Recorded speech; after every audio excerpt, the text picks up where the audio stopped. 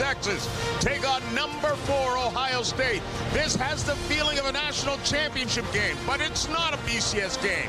It's the BCS Spotlight game presented by ADT from here at Ohio Stadium. Number 2 against number 4. John Saunders, Craig James, and Aaron Taylor. The last time we saw Texas quarterback Vince Young on a national stage, he was carving apart another Big Ten team, Michigan, in the Rose Bowl.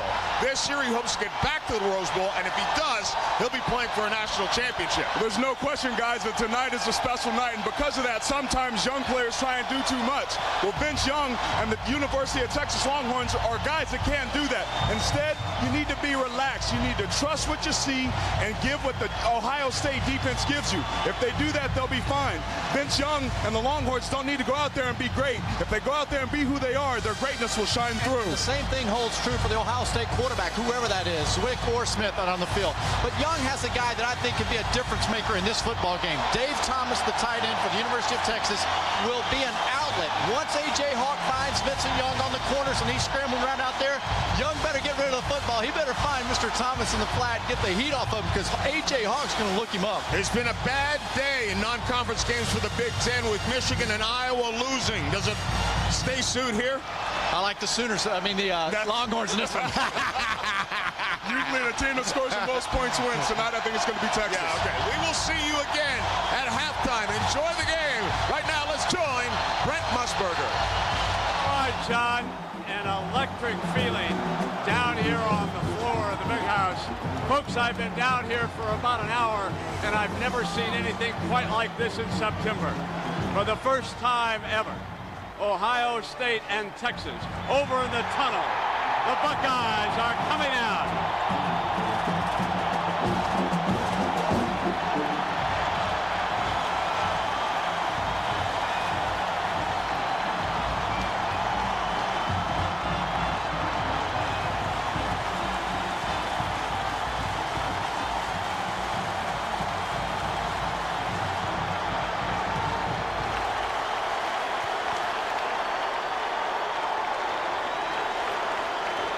Let me talk about the mood down here on the field. Both of these teams, the youngsters, the players, are so excited. You could see it in their eyes. There was not a lot of chatter. They were not talking. They were listening to the coaches. The coaches, too, are very exciting. A couple of the veterans came over and said, big night, isn't it? And then they looked around at this crowd in excess of 100,000 here tonight. Most of them got into their seats early, and when Vince Young, number 10, came out, there was a huge cheer. And now the Longhorns of Texas pull onto the field.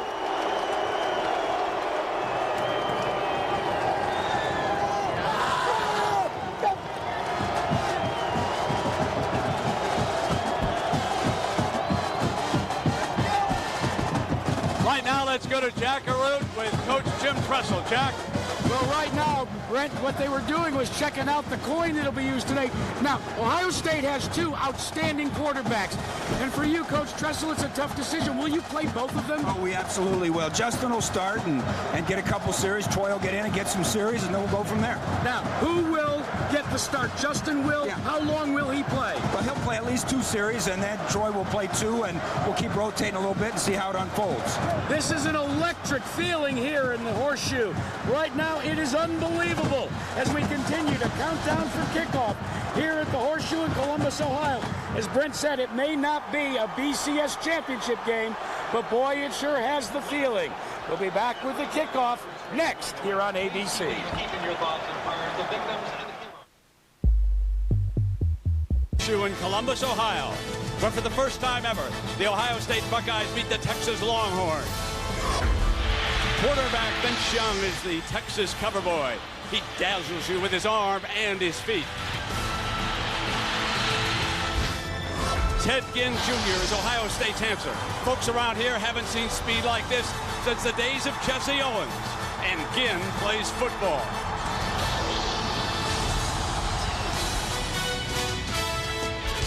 We welcome you to the ADT Spotlight game. It is the number 2 Texas Longhorns against the number 4 Ohio State Buckeyes here. Good evening, everybody. Partner, I guess I don't need this in my ear. It's not that noisy up here in the booth. We've talked about Vince Young. We've talked about Ginn. What do you do to defend Vince? Well, let's talk about Vince. He's so fast and he's so good. You have to have the right type of team to stop him. Ohio State has that type of team. You have to have linebackers that can run, and you have to have good size because he's so big, and Ohio State has those type of guys. And then you have to be a little bit patient because there's no magic bullet. He's going to make some plays. You just have to keep playing. Now, what about Ginn? It's a little bit more of an advantage for Texas because they don't snap it to Ted Ginn every time. Texas must find out where he lines up every time and then go after the guy who gets the ball first, the Ohio State quarterback. All right, Gary, right now, let's go down below to Jack, who is with Mack Brown. And the Longhorns coach have made their living lately playing wide open, no holds barred. Will that continue tonight? Jack, we're going to play that way tonight. What a great setting for college football and great respect with these two institutions. How impressed were your players when they marched into the Horseshoe tonight? They're impressed, but they've been in nice places before. This just makes it more fun for us. Good luck, Coach. Thanks, Jack. Texas won the toss and deferred. So the Buckeyes of Ohio State, with Zwick taking the first snap, will go on offense. Jim Tressel's record in big games is phenomenal. And folks, this is a big game.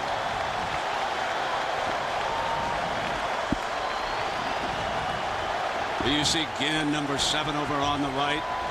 Santonio Holmes is also back there deep. David Pino is the kicker for the Longhorns.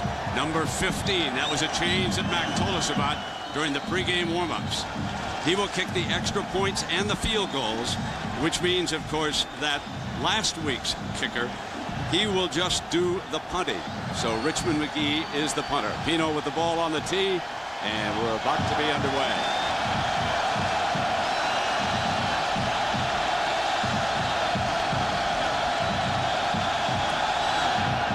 Keeping it away from Ginn. That was part of Mack Brown's strategy. However, Ginn runs up and fields it, and the Buckeyes will start with excellent field position. So the Buckeyes anticipating that shorter kickoff, and they are ready for it. We will see Justin as a starter, but Troy Smith will be in there. So let me take you to their new defensive coordinator in Austin, Texas. And Gary, it is Gene Chizik, did an outstanding job with Auburn. Now, what's his task here? Brent, he will attack the quarterback, and when you blitz, you must be up on your assignments because big plays can happen. And then also, once those speed guys, Holmes and Ginn, get the football, Texas must tackle tonight. Justin Zwick, the junior from Massillon's Washington High School, 6'4", 225. The winner in the bowl game and in last week's opener. They open in the gun. And they will throw a screen incomplete. It was a lateral. No, it was an incomplete pass. This crew is a Big 12 officiating crew. And our offensive coordinator, Jim Bowman, he will have Santonio Holmes out there with Ginn. Stan White when they need a fullback. Antonio Pittman will start at tailback. Ryan Hamby, the talented tight end. Dadish, Sims, and Nick Mangold with Downing and Barton. Mangold is the leader of this improved offensive line. He makes the line calls. You could see his eyes as he surveyed the set. And now he's pointing out what they have to do. And Zwick comes up under center for second down. Here's Pittman's first carry. Picks up about 6 yards on it against this defense for the Texas Longhorns. Crowder, Oakham. Rod Wright is the All-American, and Brian Robinson. So 4 Texans, and then the linebackers. The leader, Aaron Harris, number 2. 3 more Texans. And this defensive backfield, Ross, Griffin, Huff, and Cedric Griffin. No relation, although Griffin does have a twin brother on the sideline. Here is Huff. He can play both corner and safety. And there's Ginn right there. 3rd and 5. Got the first. Dropped the ball. Incomplete. Waved it off. It looked for a moment like they were going to pick it up with Anthony Gonzalez, the 3rd wideout, but he didn't hang on long enough, and Ohio State punts. Oh, that was very, very catchable ball. Good throw by Justin Zwick. very quick in his hands and out of his hands. You saw Ginn run a little bit of a decoy, and Justin Zwick put it right there, a drop ball. A.J. Trapasso.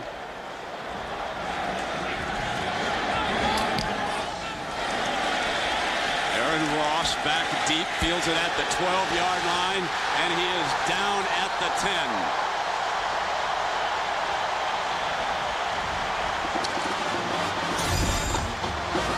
Dante Whitner, and now we're going to take a look at Vince Young, the all-everything quarterback. And, of course, Jim Haycock has his hands full here tonight, Gary, as the defensive coordinator. 2 P words are the words tonight for Ohio State. They must be patient. Vince going to get some. And they must be physical. They want to win the physical battle in this game for if you're Ohio State. A.J. Hawk, the All-American linebacker, number 47. The Buckeyes split one of the backers out to pick up the slot receiver. Completed on first down to Quan Cosby, and A.J. Hawk is there defensively. We'll mention these linebackers all night long. And for Greg Davis, he'll have Swede will be one of his wideouts. Brian Carter, the leading receiver a week ago. David Thomas, a fine tight end. This, folks, is probably the best offensive line in college football. Scott and Blaylock, what tremendous tackles they are. And Will Allen, the guard, number 72, gets down. Young is back in the shotgun. 2nd down and 8. Selvin Young, the ball carrier, and Kudla, Mike Kudla, makes the stop. Now Greg Davis coordinates Selvin Young and the rest of this offense, which we mentioned. And Nate Sally is a big play safety for the Bucks, and tremendous size, as these safeties have to be always aware of Vince Young, trying to prevent him from what he did against Michigan in the Rose Bowl. That's their goal. 3rd down. Here's Young, the runner, looking for the first down. He's going to get it. There is his first carry, and Gary, he just took off around the right side, and he just outran some players, and now a little John going on down there. Not only that, but Texas offensive line that time blocked up well. Ohio State was expecting a pass on the play. This was a called lead draw. You see the block on the linebacker, all out of space right there for Vince Young, and into the secondary. That Texas offensive line knocked down 4 different Ohio State players. On 3rd and 7, Vince Young rushes for 10 yards. So number 10 picks up the first down of the evening, and from behind him in the shotgun. Folks, there's not a seat to be had. Look at those folks standing up back there in the aisles and everything. Vince is back. He throws a screen to Ramonce Taylor on the outside, and it was number 42, Bobby Carpenter, for this Buckeye defense. And now let's talk about this defensive line.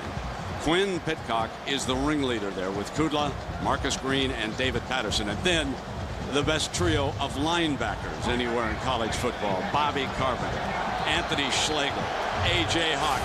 The underrated defensive backfield. Yabodi, Sally, and Whitner and Everett, they don't receive enough credit simply because the linebackers are the fellas that everyone always talks about. Kept it.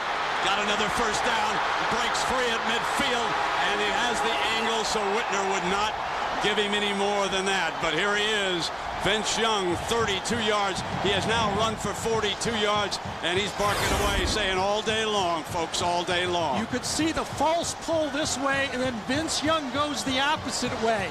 Misdirection play for the quarterback. One-on-one to the outside. You see David Patterson takes the bait. And what did Jim Tressel tell us, Brent? Vince Young likes to run to the right. That's both plays to the right. They had the scouting report on him, but they still can't stop him.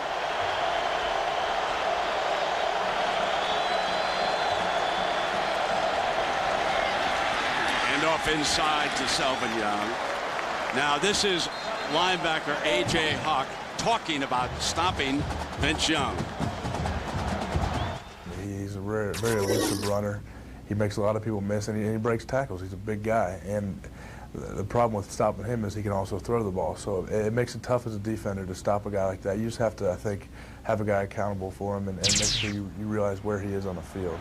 It's one thing, Brent, having a guy account for him. There's another thing, being close enough to make the play. Space is so important when you got a fast guy like that. Texas first possession of the game, following the lead blocker for another first down. Vince Young starting to pile up the numbers already. The first player in Texas history to have 1,000 yards passing and rushing in a season. He, of course, was the Rose Bowl MVP. Rushed for 4, threw for a 5th touchdown. In the first 2 seasons, completed 59% of his passes, better than any Texas quarterback. And he has just rushed for another 10 yards. He's already got a half 100, folks, and we're just underway. This is their first drive of the game. He's going to throw it. Incomplete as his wide man, Terrell Brown,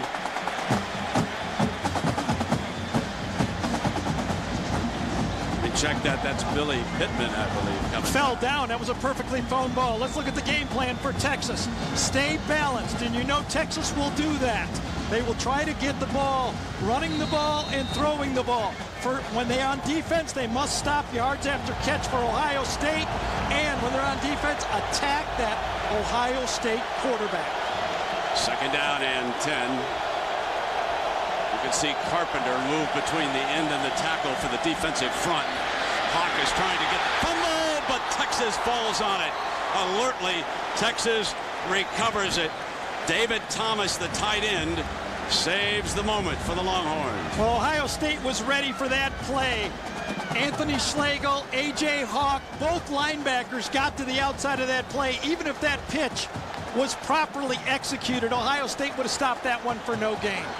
Brandon Mitchell in as the nickel back. Schlegel's the middle linebacker. He's one of 2 Texans in the starting defensive lineup for Ohio State. 12 seconds. Going to change the clock here, I believe. That I heard the tail end of that. 12 seconds. Again, the Buckeye defense must be patient. You are not going to stop this spread every play. You have to just kind of swallow your pride a little bit, stay with the game plan, and make tackles.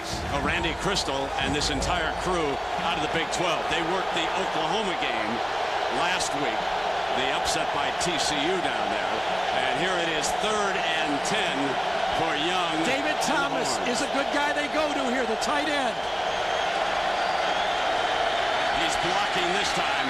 They come back to the right side. And broken up by Ubodi. He is the other Texan who starts defensively. Well, Ubodi is an interesting story. He's out of Klein, Texas, born in Liberia, moved to the U.S. at the age of 4. Great coverage. The Ubodi that time was right in Taylor's pocket. This ball was thrown very well, but you see Ubodi, there's no chance for that getting a completion, and Taylor, a running back a year ago, did not shield off the defender at all. That had no chance. So here is Pino with Matt Nordgren, the backup quarterback. He'll try a 42-yarder. He was very accurate during pregame practice at the other end. Long enough. So the move by Mack Brown pays off. A 42-yard field goal by David Pino. The Horns strike first. That's crucial in a big game.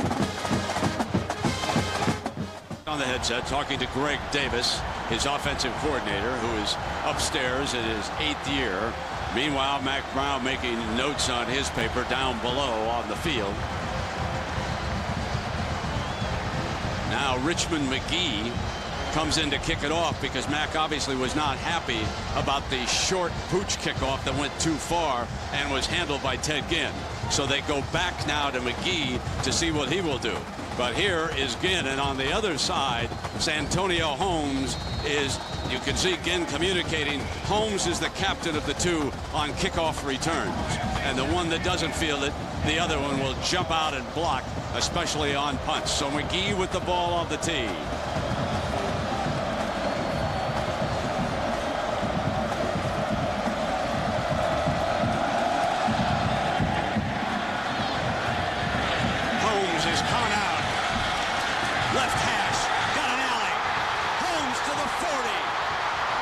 flag. There may have been a block in the back very late on the return. A penalty flag was thrown around the 45-yard line as Santonio Holmes brought it out for 51 yards. But let's wait for the penalty. Really is pick your poison back there. Both of them are just as good. Get a little faster. Santonio reads those holes. Holding during the run back. Number 14. It's a 10-yard penalty. 1st and 10. See it, they got it into the end zone. Teddy Ginn gets a block to the outside, and look how smartly Santonio Holmes picks it and then gets to the outside. They're going to spot the ball at the 26-yard line. So Justin Zwick still in the game. He had the first series. We're obviously going to see Troy Smith in this game. Zwick was 0 for 2 on the first series. It's the 4th different spot that Santonio Holmes has been in so far in this game. Late shift by the Texas defensive front. And did he take too much time? There was a whistle, and I believe that that late shift may have caused Zwick to flinch a little bit.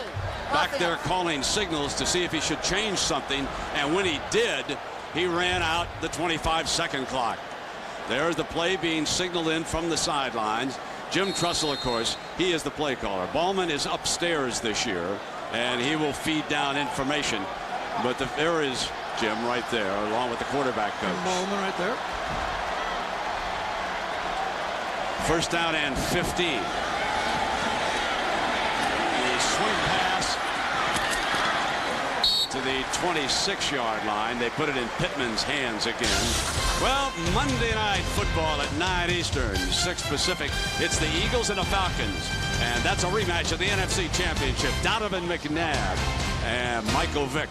A couple of exciting quarterbacks down there. And that one, that's down Atlanta way. Here, Ohio State trails Texas as the Longhorns, with their first possession here, march down, settled for a field goal after Vince Young accounted for 52 yards in 3 carries. Troy Smith, number 10, on the sideline.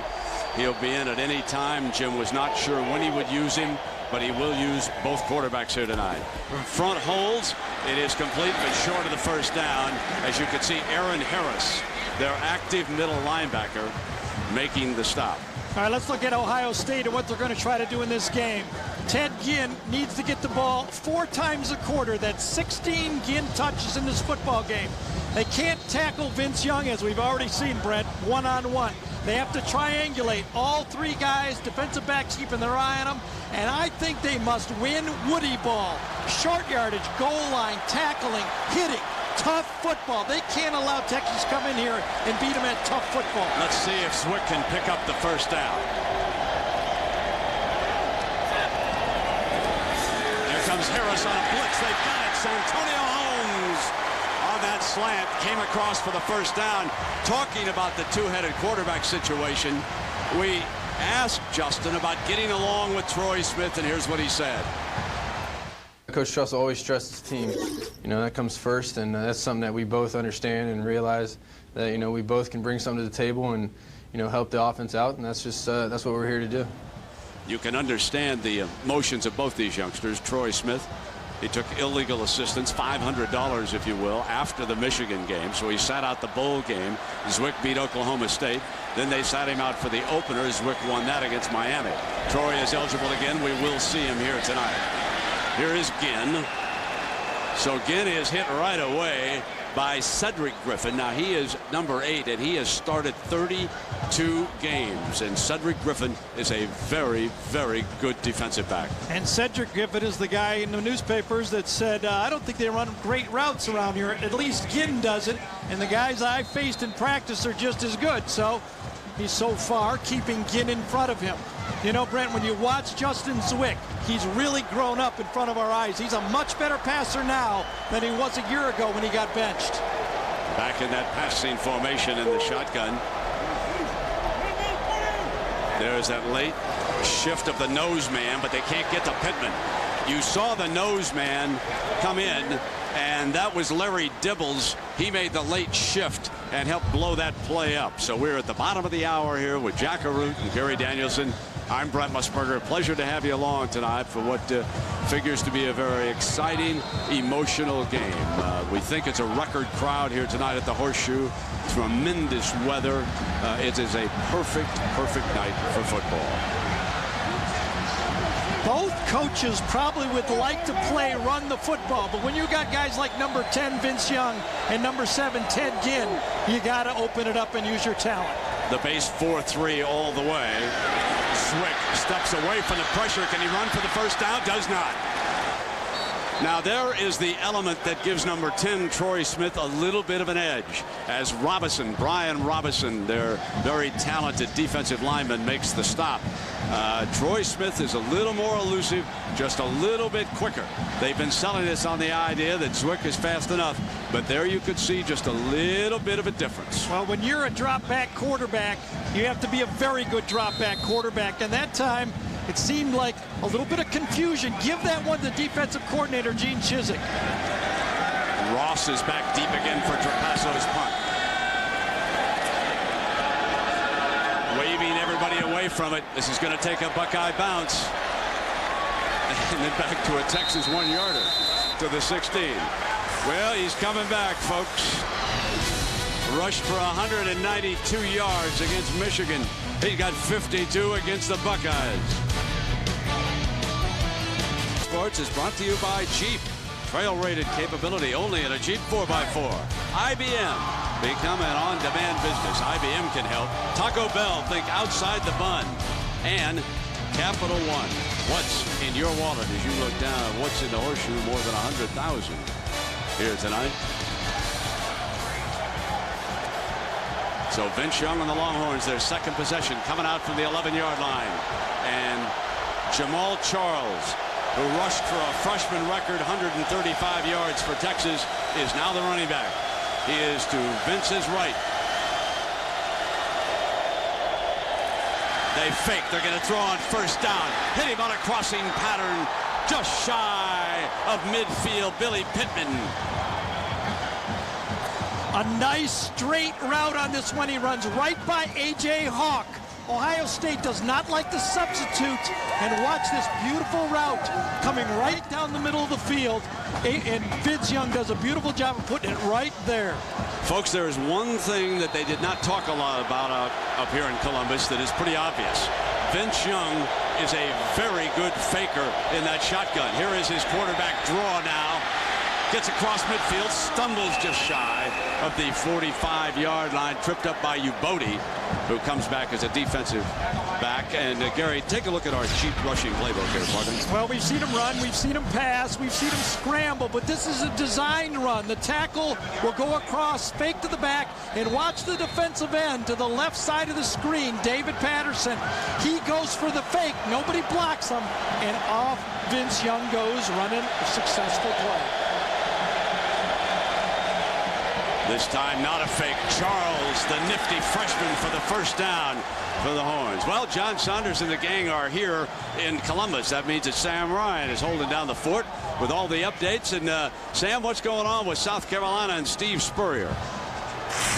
Well, Brent will show you with our Taco Bell update as we head to Athens. South Carolina's Blake Mitchell hooks up with Sidney Rice, the touchdown. Now the two-point conversion. This is to tie it. No good. Bulldogs still leading this one 17-15, fourth quarter, Brent.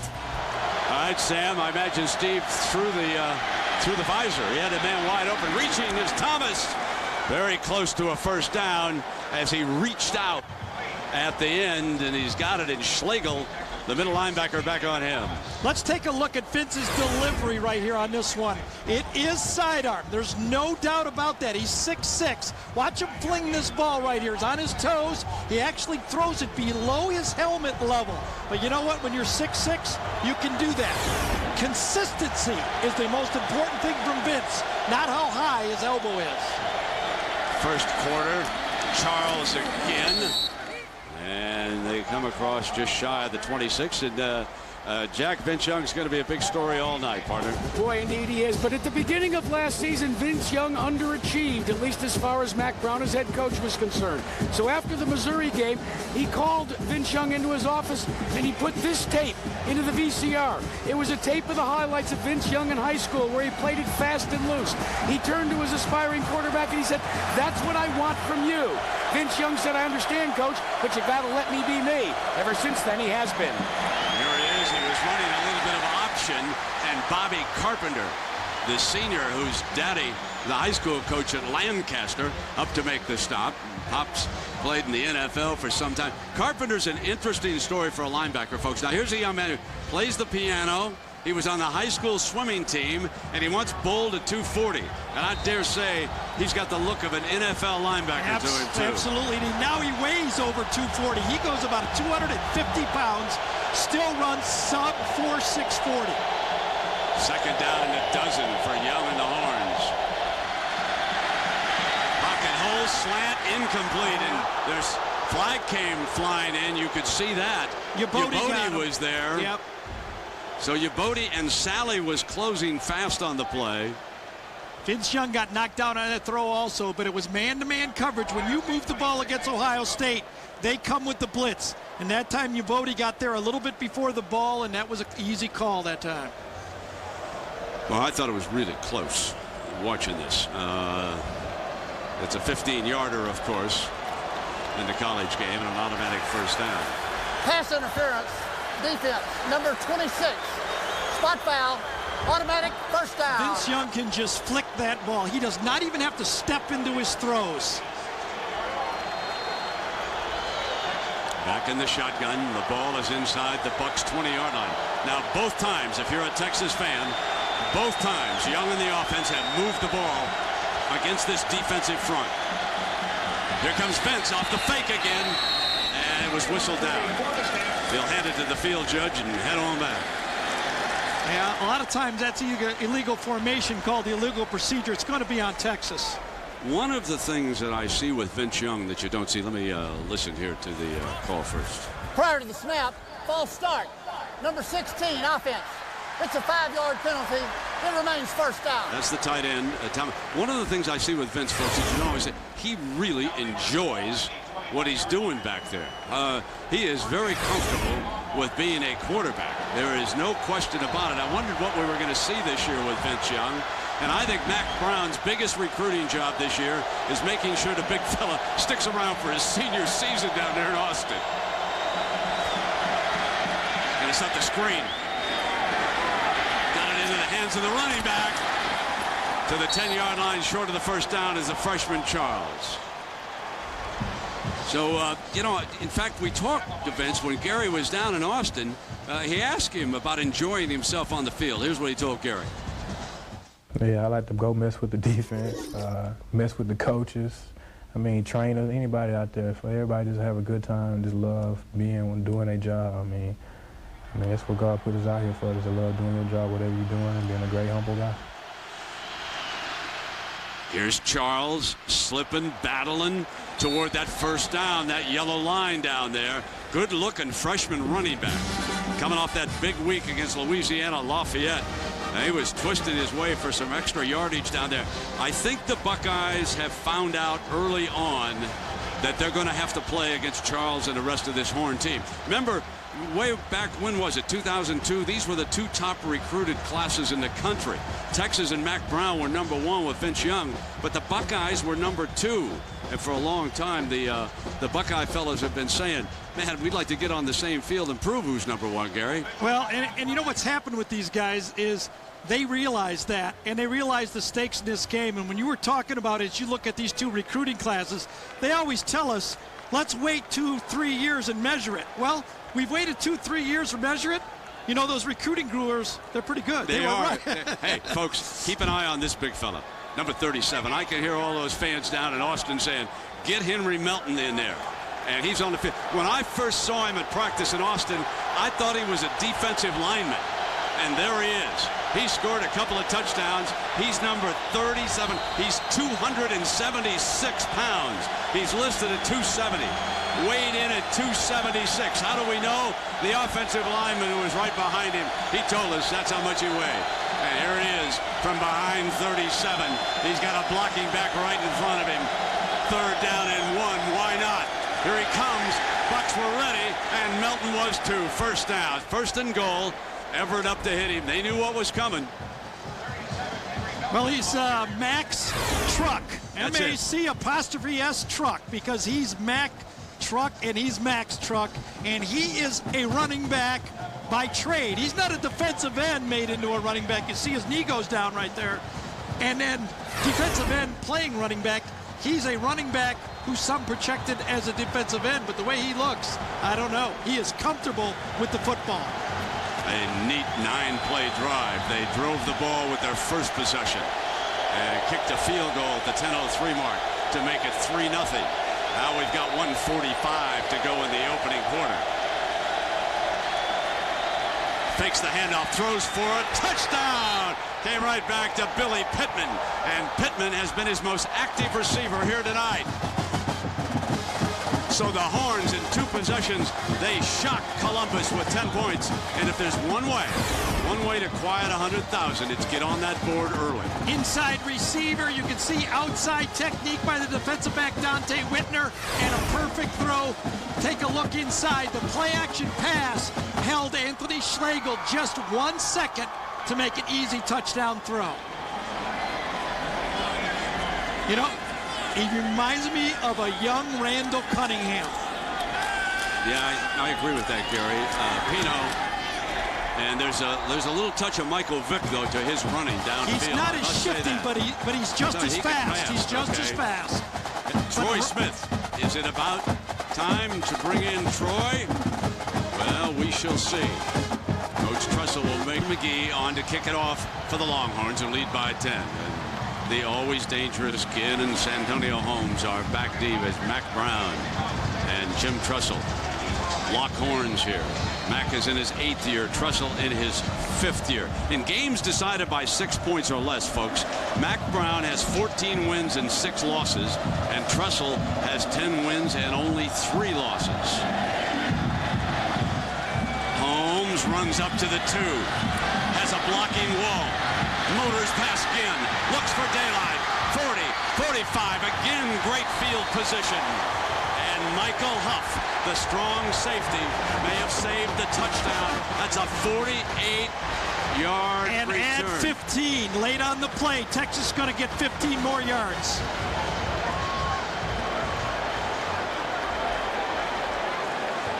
Late hit by Texas. They actually knocked Ted Ginn down after the whistle. Dead ball, personal foul, kicking team, number 27. Ted Ginn right here. Watch him all the way. Number 7. You're going to see Santonio go, and then Ted Ginn with his speed will catch up. He'll get a block just outside the frame, I guess, but he gets knocked down. A buzz in the crowd. Troy Smith, the junior, after a 2-game suspension. So happy to be back on the field. 386 total yards against the Wolverines. 1st and 10. There's the draw out of the shotgun. Reaching out. And let's check in with Sam Ryan in New York. What's up with the Gators of Florida? Oh, Brent, they're getting it done in the swamp. Chris Leak looking, launches this one to Chad Jackson. All alone there, 80 yards with a touchdown, no problem. His 4th of the season. 34-3 Florida dominating this one over Louisiana Tech. We're going to send it back to you now, Brent. All right, Sam. Urban Meyer in his 2nd game, and are folks ever excited down Gainesville way? Man, 2nd down now for Troy Smith. Pitch on the option play. 1st down. There is Pittman, and there's the difference that Troy Smith brings to the offense when he puts himself in motion. And they cross the 20-yard line. There is a penalty marker, I believe, however, so hang on. It's going to be on Ohio State. No doubt a holding call coming out from on that option play. It took a little longer, and the wide receivers were downfield trying to stay with their blocks, and they held. Holding Offense, number 50. It's a 10-yard penalty. Replay, second down. Well, football will be in full swing this weekend. Sunday night, the Colts and the Ravens. Ray Lewis teeing it up defensively, and of course Peyton Manning and all that gang. We'll see if they've got the same beat to that offense. Coverage begins with NFL Primetime, presented by Miller Lite. At Sunday night, 7:30 Eastern on ESPN. 10-0 here. Texas having scored 10 points with its first 2 possessions of this football game. Troy Smith in his first series since returning for Coach Tressel against the base 4-3. And here comes Smith. He crosses the 35-yard line to the 33. Michael Griffin along with Aaron Harris make the stop. And a reminder, next Saturday we've got regional coverage, and you will be able to watch one of those games. That Miami-Clemson game down in ACC land, that now looms as one of the big ones of the weekend. Clemson again in dramatic fashion wins, and Miami will be trying to come off that loss to Florida State earlier. So we've got 2 number 10s, and Troy saying, come on, let's get everybody fired up here. This game is CBS Spotlight Game presented by ADT. When I got the ball in my hand and somebody's chasing me, you know, it's like when you're young and the dog was chasing you, you're not going to let the dog catch you. There's a lot of horns over there that are trying to catch number 10 of the Buckeyes here tonight. This is Troy Smith's first drive of the game, and of course it has been the most impressive one so far. You'll see if he can get the Bucks on the scoreboard here. Gary, what's your feeling? I've watched Troy practice twice this year, and he is a very good football player and a good thrower. And this team believes they can win with Troy Smith. Changing things up. Antonio Pittman switches to the left side. There he comes, and well, the dog got him by the tail that time there. Troy Smith and the Buckeyes trailing Texas by 10, just underway here in the second quarter. Now this would be almost automatic with Nugent last year. I mean, this was his range where he just kicked them. He had just ice water in his veins. Now, you know, Nugent's with the Jets, and let's see if this is a sure 3 points for Jim Tressel like it was in the past. This will be a 45-yarder for Josh.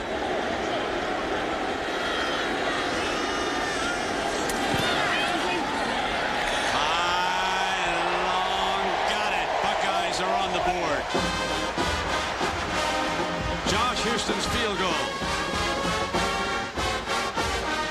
And it's 10-3 with Texas up by 7.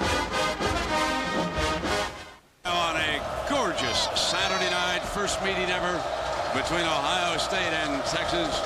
And after the field goal, the Buckeyes will kick it off.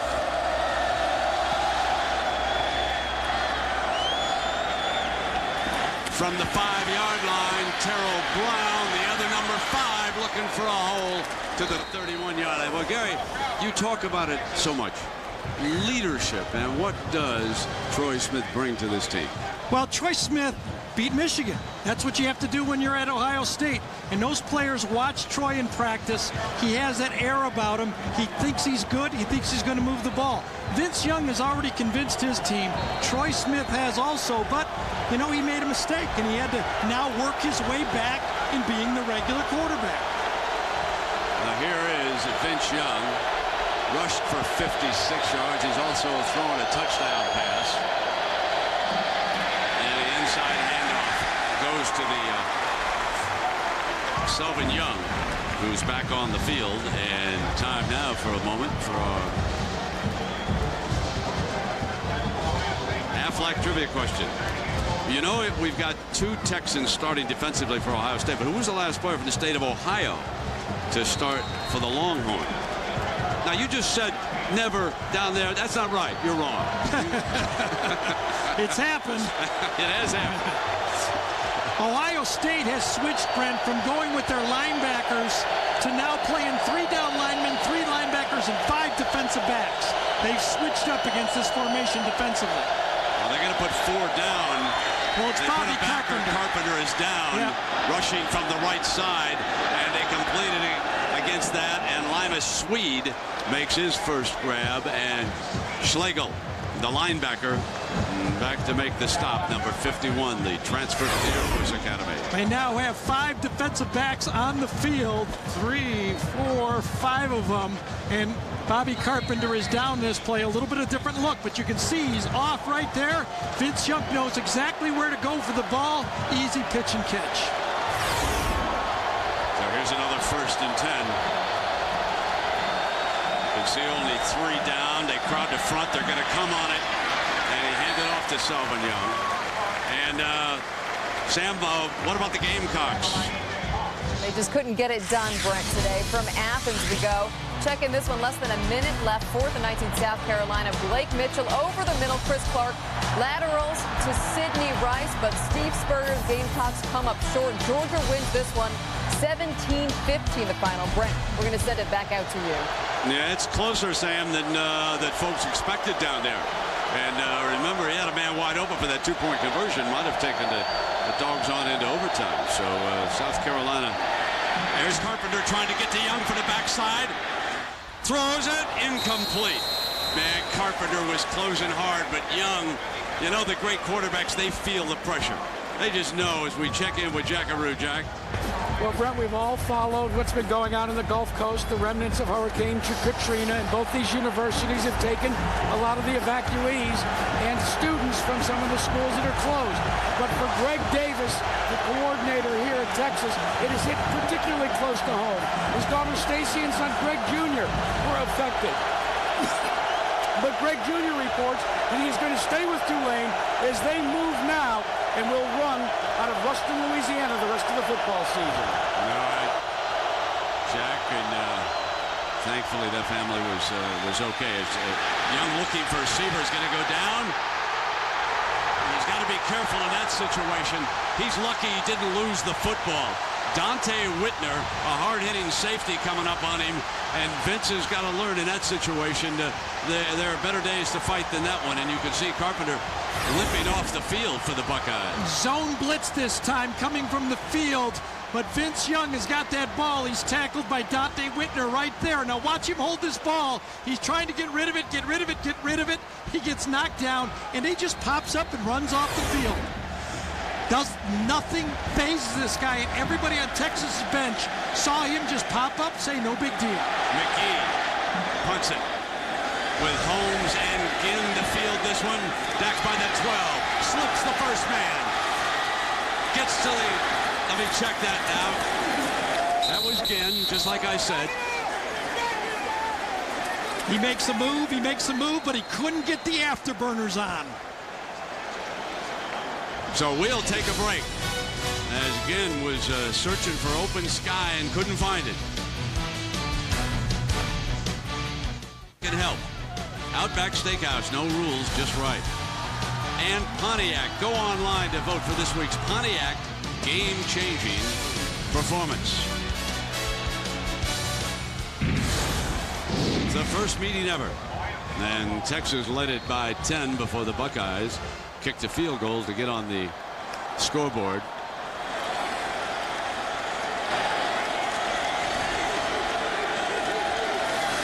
Troy Smith with that pull out of the auction shakes a would-be tackler and almost throws a bad pick.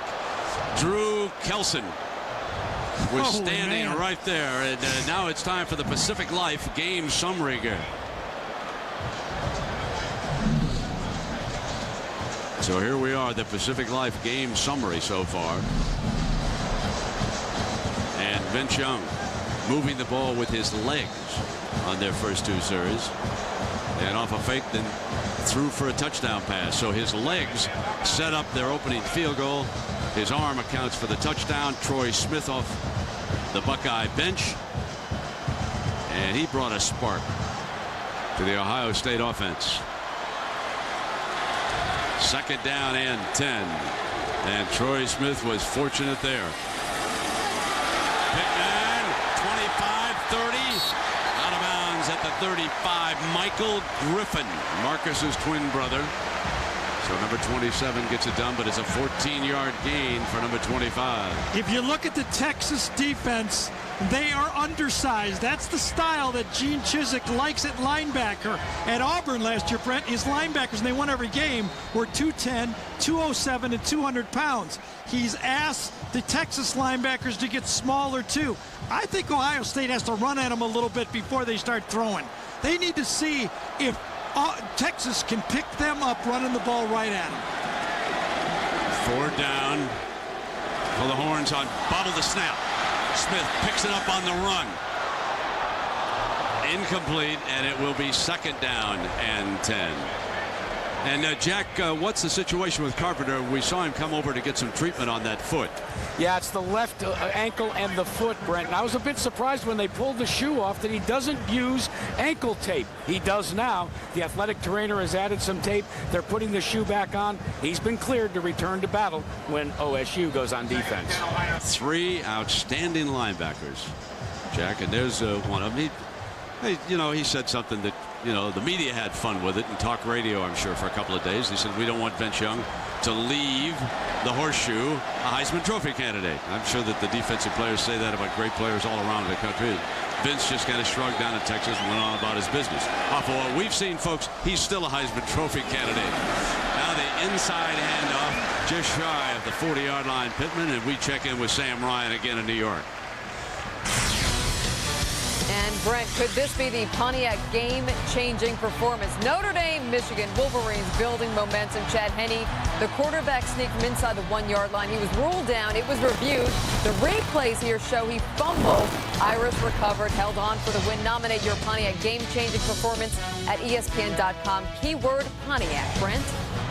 Yeah, Sam, that was an interesting instant replay. It took a while to get the angle that convinced him. It was a good call. Fumbled the snap right away on the center exchange.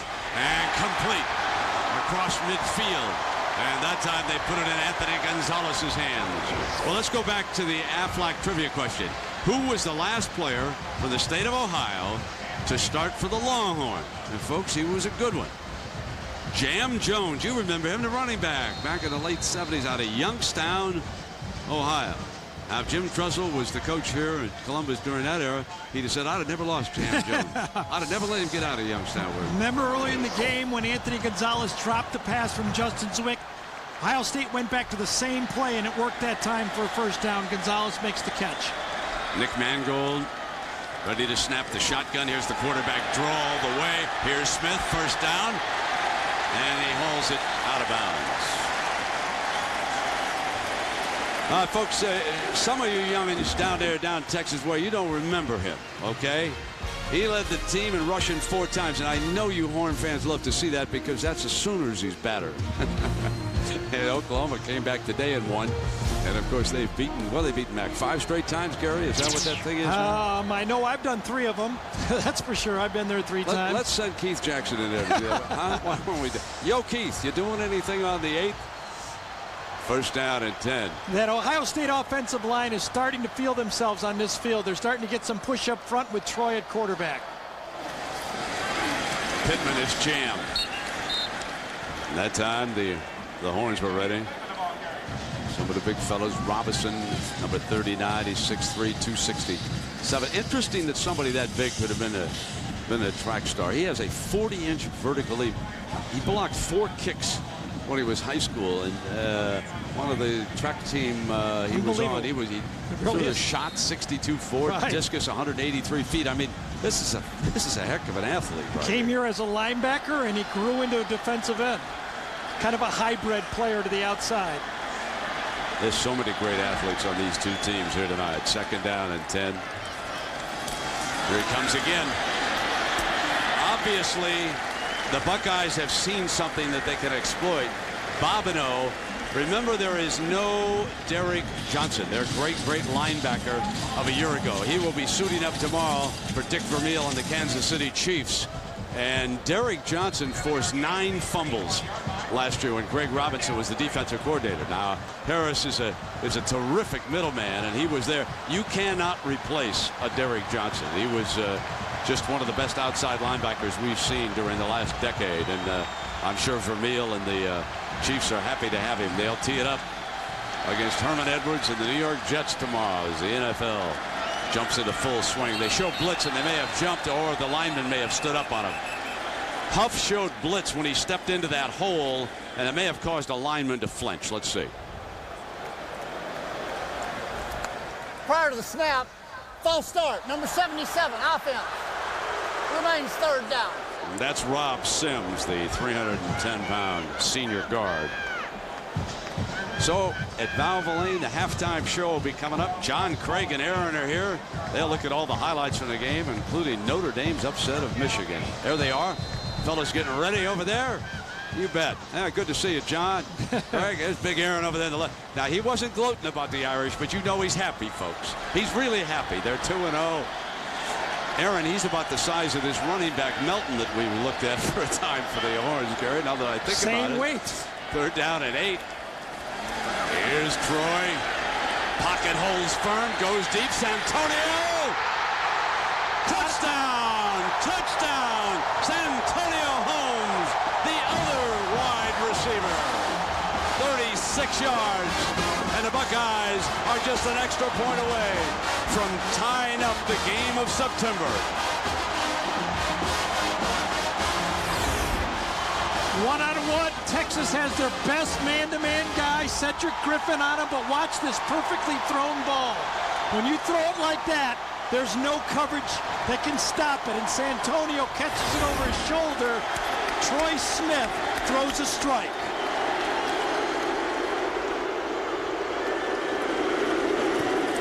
Here is Houston. Folks, as you watch this throw, let's just say one thing right now. End of any quarterback controversy right here. A strike, and we're deadlocked.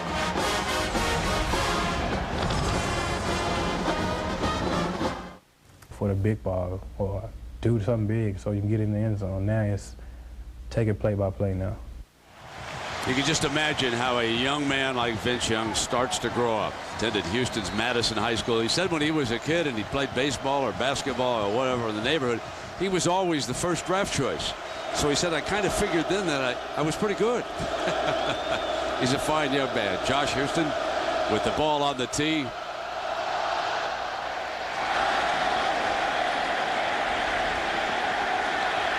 Did he come out? Did he come out? That's a safety. He's got to get out if he doesn't escape. That's Taylor. Oh, no. He's gone down the sideline. Have you ever seen anything like that, folks? Goodness. Just when you think you've seen it all, there comes a moment in a game when you say, I never saw anything quite like that. He broke the plane. When you break the plane right here, watch him. He comes out, touches the line right there with his right toe. He looks down, and now if he's tackled, that's a safety. One missed tackle. Outruns the guy. Stan White right there. He can't run with him. Gets it, and it looked like he might have a chance, and Ubodi makes the play. So Ubodi saves a possible touchdown. Vince Young with the score tied at 10. Back in the shotgun. Young keeps it in the middle. He runs for 8 yards, and back we go, Gary, to this touchdown. Looks at X's and O's here. Here's the middle of the field, right down the middle of the field. There's only 2 guys to the one half of the whole field. If you're the quarterback, Brent, where are you going to throw it? Yes, sir. Right over there, right? Absolutely. Your eyes have to light up. Exactly. There's no one else on the other half of the field. It's like going out by yourself and practicing. 7.5 minutes. Not a lot of film study needed on that one, is there? No, sir. Fumble, and he gets down on it. I think he got down on the ball. The Buckeyes, yes, you see, the referee's right there, right on top of it. Once his knees go down, you know, in the NFL, you have to be down by contact, but not in the college games. That's quite a difference. So Mack Brown survives that scare. Mack Brown and the Horns were up by 10. Now they're deadlocked, 7:08. Troy Smith has come in.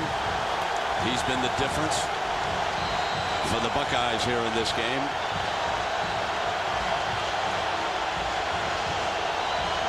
Nickelback is in for the Buckeyes. Mitchell gives them 5 defensive back. The bell starts to toll.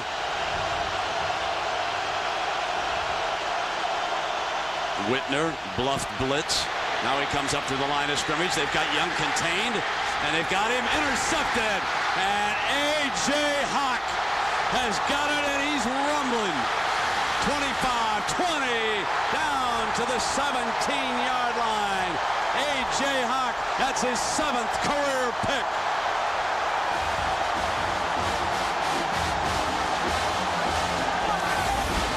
Troy Smith got away with one just like this. This time, sometimes you think you're just too good. Kudla gets him, tosses it up, and A.J. Hawk, who Brent, they projected to be a fullback at Ohio State. He turned out to be an All-American. Watch, he feels the speed behind him. He protects the ball, and he gets tattooed, but he'll take that one. Ohio State, 1st and 10 on the 18. Troy Smith will bring the offense back out. Ball is on the 18-yard line. A.J. Hawk, the All-American linebacker, does it again. First decision in the game by Jim Tressel. I think it's a good one. The plan was to go 2, 2, and 2. But Troy Smith is hot, and they have to put points on the board here. And they inherit the football in a red zone after the interception. Here's the quarterback draw, and it is Troy Smith and not Vince Young who is starting to dominate the game. Tim Crowder makes the stop.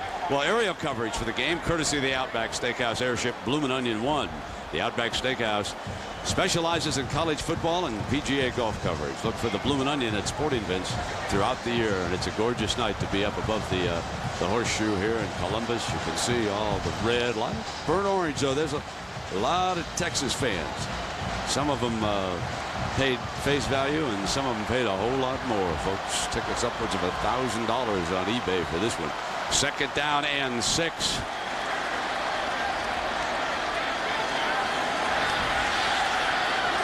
Here he comes again, same play behind the right side of that offensive line. And the Texas defensive coaches, Chizik and friends, are going to have to shore up the left side of the defense because Smith is having a field day running over there.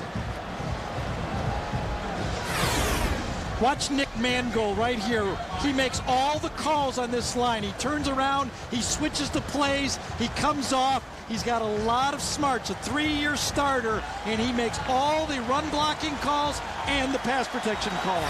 We've got a timeout called by the Buckeyes. Jim and Troy talking it over. We're even at 10 by ADT, and it's a dandy. The Longhorns went out by 10. The Buckeyes have battled back, and we're all even with 5:15 to go here in the first half. 3rd and 3 for Troy Smith. You see the first down line. Sacked. Thrown down by Crowder from Tyler, Texas. Went to John Tyler High School, and huge stop by number 80.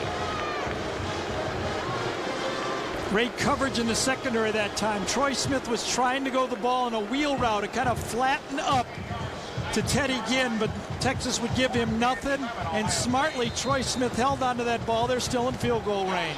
So Houston now for the lead. Trapasso, the punter, is the holder.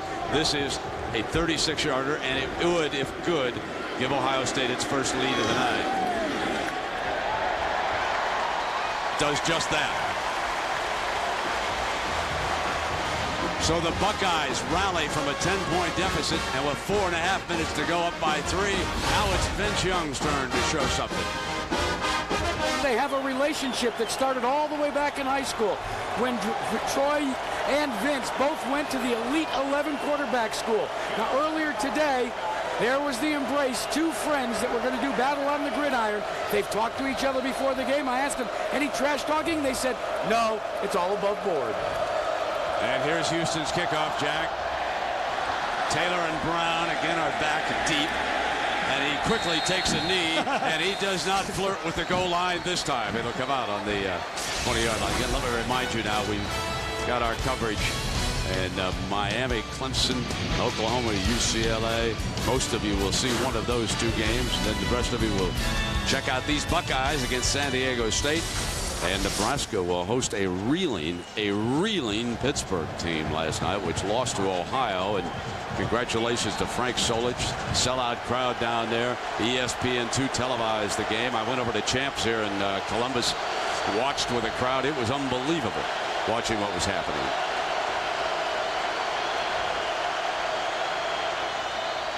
Fake to Selvin Young. Buys Vince time, and he completes it out of bounds. And Everett makes the stop on Sweet, and we check in with John Saunders. Here with Craig and Aaron, coming up on the Valvoline Halftime Show. We're going to take a look at other scores and highlights, including a bad day for the Big Ten. They're trying to avoid that here. Michigan losing, Iowa losing. Yeah, they are, and we're going to see if it's going to be another bad day for the Big Ten since Iowa and Michigan lost. Hey, Vincent Young was running the football well. We'll show you what Ohio State did to slow him down and see if Texas can make an adjustment now. All right, all the day's scores and highlights coming up on the Valvoline Halftime Show. Brent. Fumble by Young. Selvin Young fumbled the ball. The Buckeyes think they have it. Yes, the umpire agrees with him.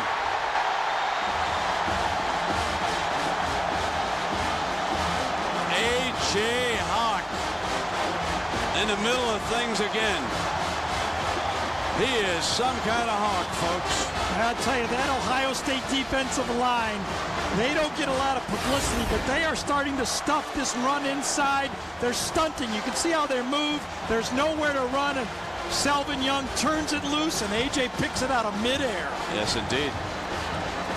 And we will start, I'll bet you, start to see those freshmen for Texas, because Jamal Charles and Henry Melton last week rushed for 200 yards. There's a lot of talent, and Young has been known to put the ball on the ground. Charles has already rushed for 4 yards a carry here tonight with 3 carries. Texas did a good job only giving up 3 points last time. Let's see if they can hold again.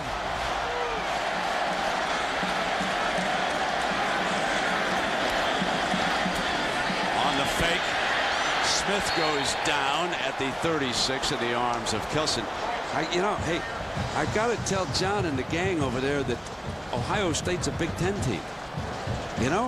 Yeah, they're winning. A couple of schools, they came back. Well, okay. This is the key one for them, I guess. Hey, Drew Kelson, one of those shifts by Gene Chizik, the defensive coordinator. Kelson was a safety a year ago, undersized, only weighs 214 pounds. I want speed, Gene said. He moved him up to linebacker, and you see him attack that play.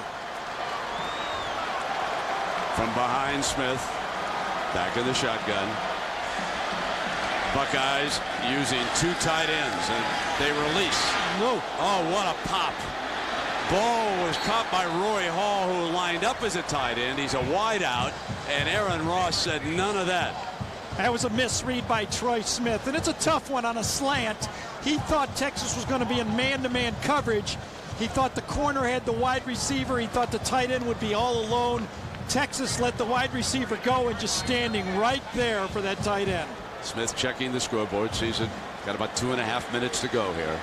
This Texas defense has bowed their neck. This is 2 huge stops.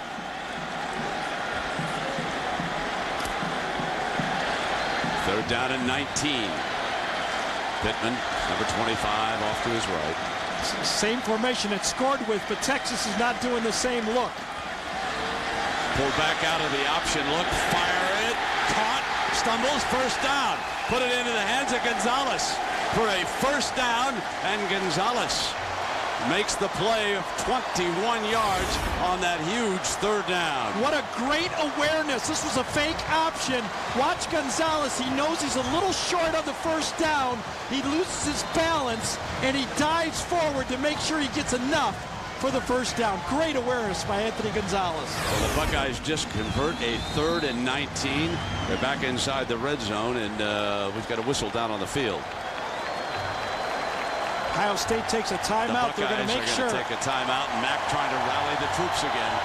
2 minutes to go here in the first half, and we'll be right back.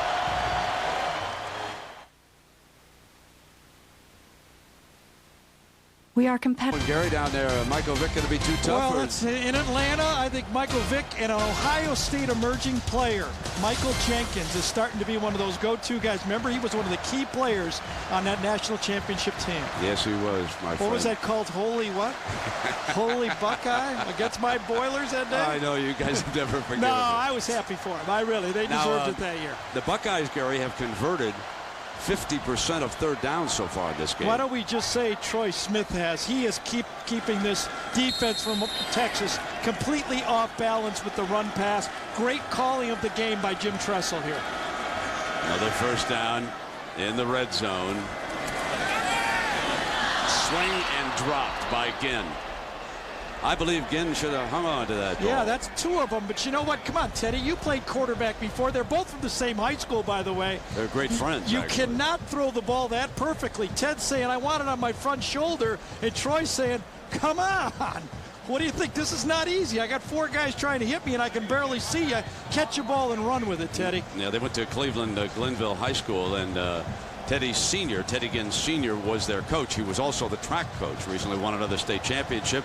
He had a little bit of a health scare here recently. I asked Ted how his father was, and he said he's fine. So if he's not here tonight and watching at home, we wish him the best. Again, there's that double tight end look, and the horns want to come. The slant. Holmes has got it. First down, close to the 5-yard line. Dan Holmes is a good-looking wideout. He's out of Belle Glade, Florida, and he got away from all those Florida schools to come up here to Columbus. This one is pretty easy. When you run routes this square like this, you catch passes, and that's what Santonio Holmes did on this one. Came down, squared it right off on that slant, and look at that throw right in the open area. When you're a route runner, and notice, Brent, receiver, when he thinks it's zone, you don't have to run that slant full speed. Come under there under control, make it easy. Interesting that they empty it out. They line Troy up alone. They give him an extra blocker. There's the look. And the horns sniffed that one out. Everybody felt that was coming, and Michael Griffin makes the stop. So we're at the bottom of the hour with Gary Danielson and Jack Root. I'm Brett Musburger, along for what has shaped up for some time as the game of September. They'll go back down to Austin next year, and they will play the rematch game.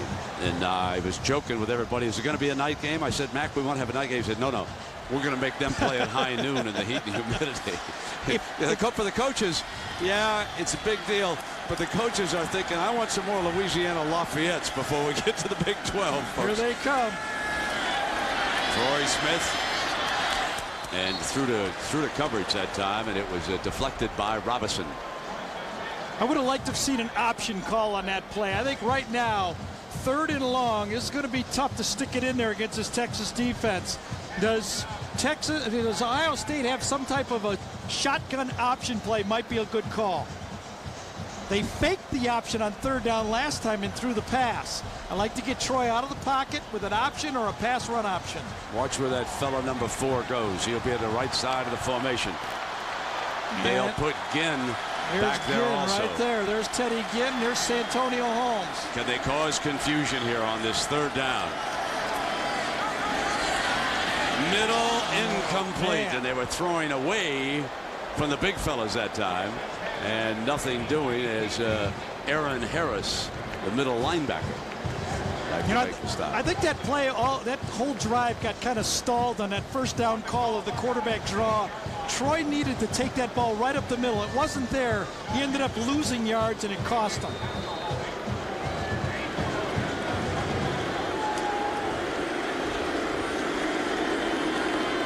Houston again.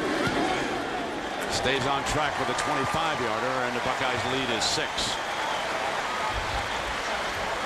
16-10 on the Houston field goals. You know, folks, our thoughts and prayers, of course, are still with the victims of Hurricane Katrina, and I know some of you who got out are watching tonight. We wish you the best, and want to remind folks that you want to help contribute to the Red Cross. There's the phone number, 1-800-HELP-NOW, www.redcross.org. And also a reminder that on Monday night, the National Football League will join in the Hurricane Relief Weekend. There will be a special doubleheader beginning at 7:30 p.m. Eastern. And they'll have a telethon. The Saints and the Giants will go first at 7:30 on ABC. Then at 9 o'clock, the Redskins and the Cowboys move center stage. The Saints and the Giants will finish on ESPN. So two of the family of networks get together for a great cause, NFL Hurricane Relief Weekend, and that will be Monday night on ABC. Brent, maybe a key point of this football game, 2 turnovers, their own territory for Texas. Ohio State gets the minimum, 6 points. This game could have been broken wide open with 2 touchdowns. The Texas defense answered. But the Texas offense hasn't been able to do much lately.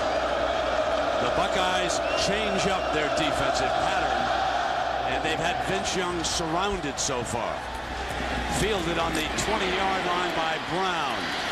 Picks his way to the 31-yard line. And it'll be, there's a penalty flag. I think we saw a late push. I think you saw it right in the middle of your screen down there. Let's see what happens. A Buckeye player pushed back. At least maybe that was the second act. That's certainly what I saw. Texas has all 3 timeouts, so they get it out into decent field position now. Dead ball, personal foul, number 46 on the kicking team. Yep. It'll be a 15-yard penalty. First down. And as bad as things could have been for Texas, they have an opportunity now to get back 3 points because they're way out now on the 45-yard line and all 3 timeouts remaining. Chad Hubler committed that infraction.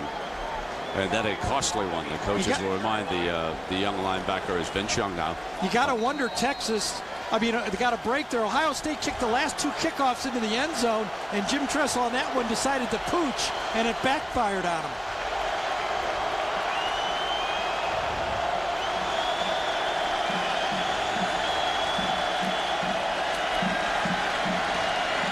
Vince Young hit on the release, complete, cross midfield. Charles, the freshman running back, breaks the tackle, breaks free, and he's out of bounds, but inside the 20-yard line. So Charles, and we would expect to see him a lot. One thing that Mack Brown, a lot of coaches won't tolerate, fumbles. And of course, Selvin Young, their veteran running back, coughed it up. And now we'll see Charles. That's a 36-yard run, and what an escape. And plenty of time, no pressure on Vince. Take something off the throw and watch Charles accelerate on this play. Runs right through a tackle by Nate Sally. Well, when you run through Nate Sally, that is not going to go well in that Ohio State locker room. Time running out here. Quarterback draw. Vince Young searches daylight. And he's well short of that first down. Schlegel, the linebacker. 12 seconds. Timeout. Been called right away. Look at the advantage. If you save your timeouts, you get an opportunity to score. Tackle by 51, Anthony Schlegel of Ohio State.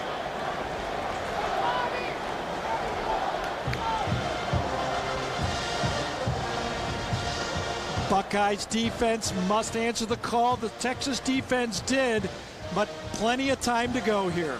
You know, we ask Mack about Young's maturity as a quarterback, and here's what the Texas coach said. When he first got here, he just wanted to throw and play, and he didn't want to study. And when he started learning that this is pretty cool, and if you study them all the time and know where to go with the ball, you got a lot better chance. And it really excited him. Well, let's see here, Gary, if he knows where to go with the football. They're inside the 15-yard line. They're down by 6 points. Only 12 seconds to go. They've got 2 timeouts, so certainly they can go toward the end zone here. I'd like to see him throw this ball into the end zone with Limas Swede, number 4. He's their biggest receiver. Get him matched outside. Still have plenty of time to throw that ball up in the end zone and still have 3rd and 4th down to have one more try and then kick the ball on 4th down. Pittman's in the game. He's had a big night. Thomas, number 16, an outstanding tight end. Charles, the freshman, stays in the game. Swede's at the bottom right there. Vince Young steps up under center to look at the D. It's like 3 down linemen. Linebackers move to the gaps. And they've got him. And it was A.J. Hawk again. Number 47. 2 turnovers and now a big sack with 7 seconds to go, and Texas uses a quick timeout. Watch Limas Swede right here go inside of his defender. Vince Young is going to look for him, and I think it confuses him. He thought he was going to go to the outside and run the fade. He goes inside. There's no one to throw the ball to on the play. He has to take a sack. Now the Longhorns have to decide what to do with 7 seconds, and they've taken Young out, so they have sent Pino out right now. They don't want to waste the opportunity with 7 seconds to go. Even though it's 3rd down, They're going to go ahead and take the points, which would make it a 3-point game at the half. And the other play that Mac has in the saddlebag, I don't know that will be a good time to run it. He does have a fake field goal that they work on, just like all teams do. And here's A.J. Hawk. That one coughed up, and he just picked it off. An interception, fumble recovery, and a sack, and then plenty of tackles. He's had a great first half, just as billed, All-American A.J. Hawk. Now the holder for Mac is the backup quarterback, Matt Nordgren. And if they do go to the fake, it will be Nordgren up and throwing. But here, just in a tight, tense ball game, 37-yarder, Pino getting set.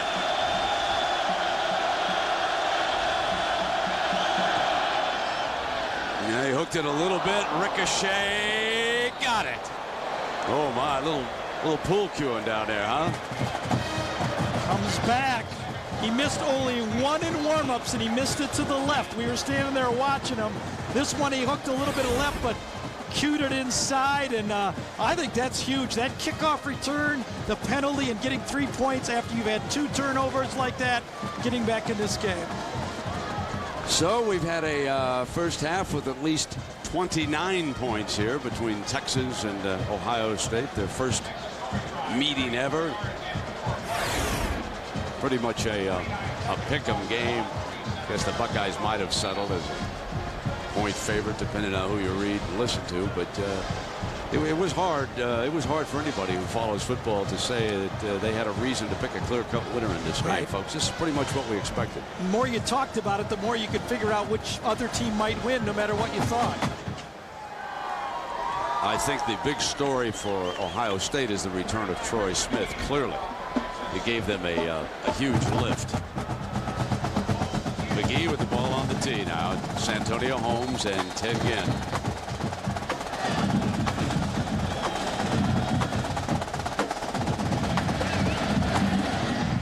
Kicks it on the ground.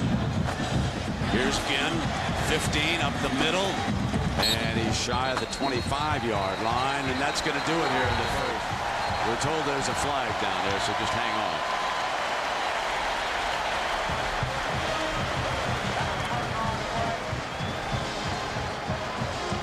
Back right where the kickoff occurred.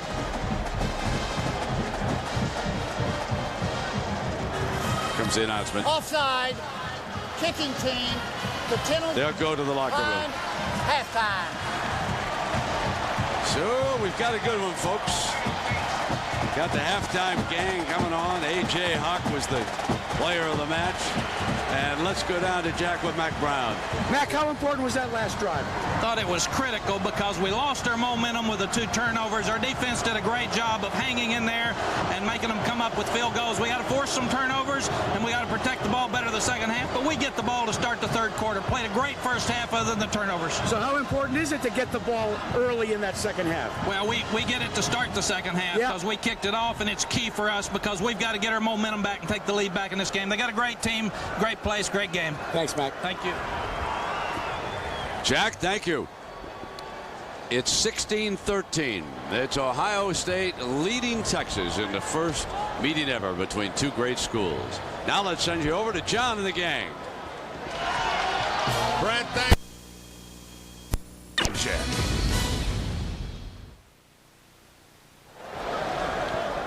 Well, here near the end of the halftime intermission, 16-13 Ohio State, and Gary Danielson, something a little out of whack that started very much in whack, if you will. Yeah, it sure did. It looked like Vince Young was going to put on one of those days where he went for 190-plus yards, like against Michigan. But the Ohio State linebackers, Brent, I think found their way, eventually judged that speed, and the game kind of changed when those guys started to triangulate instead of just try to make single tackles. Yeah, I think the pressure that defense suddenly exerted was huge as we get ready. Remember what Mac Brown told Jack Arute as he was going off the field. What's important is we're going to have the football here to start the second half. So Houston with the ball on the tee, and Brown and Taylor are back deep, and Vince Young gets ready. Plenty of time. Obviously, Vince has been here before.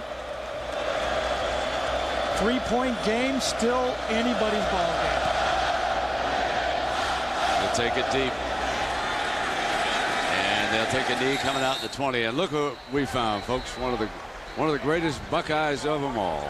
The Ohio State graduate Jack Nicklaus enjoying the game with his wife Barbara. Jack, your impressions of the first half, and no Ohio State bias now. I think Vince Young got off to a great start, and Texas had Ohio State sitting back on their heels, and Ohio State figured him out a little bit and got a couple of breaks and back in the ball game, and now we've got a horse race here the second half. Stick right with us here, Jack. We're going to watch the first down here and see how Vince Young and the Longhorns do to start the second half.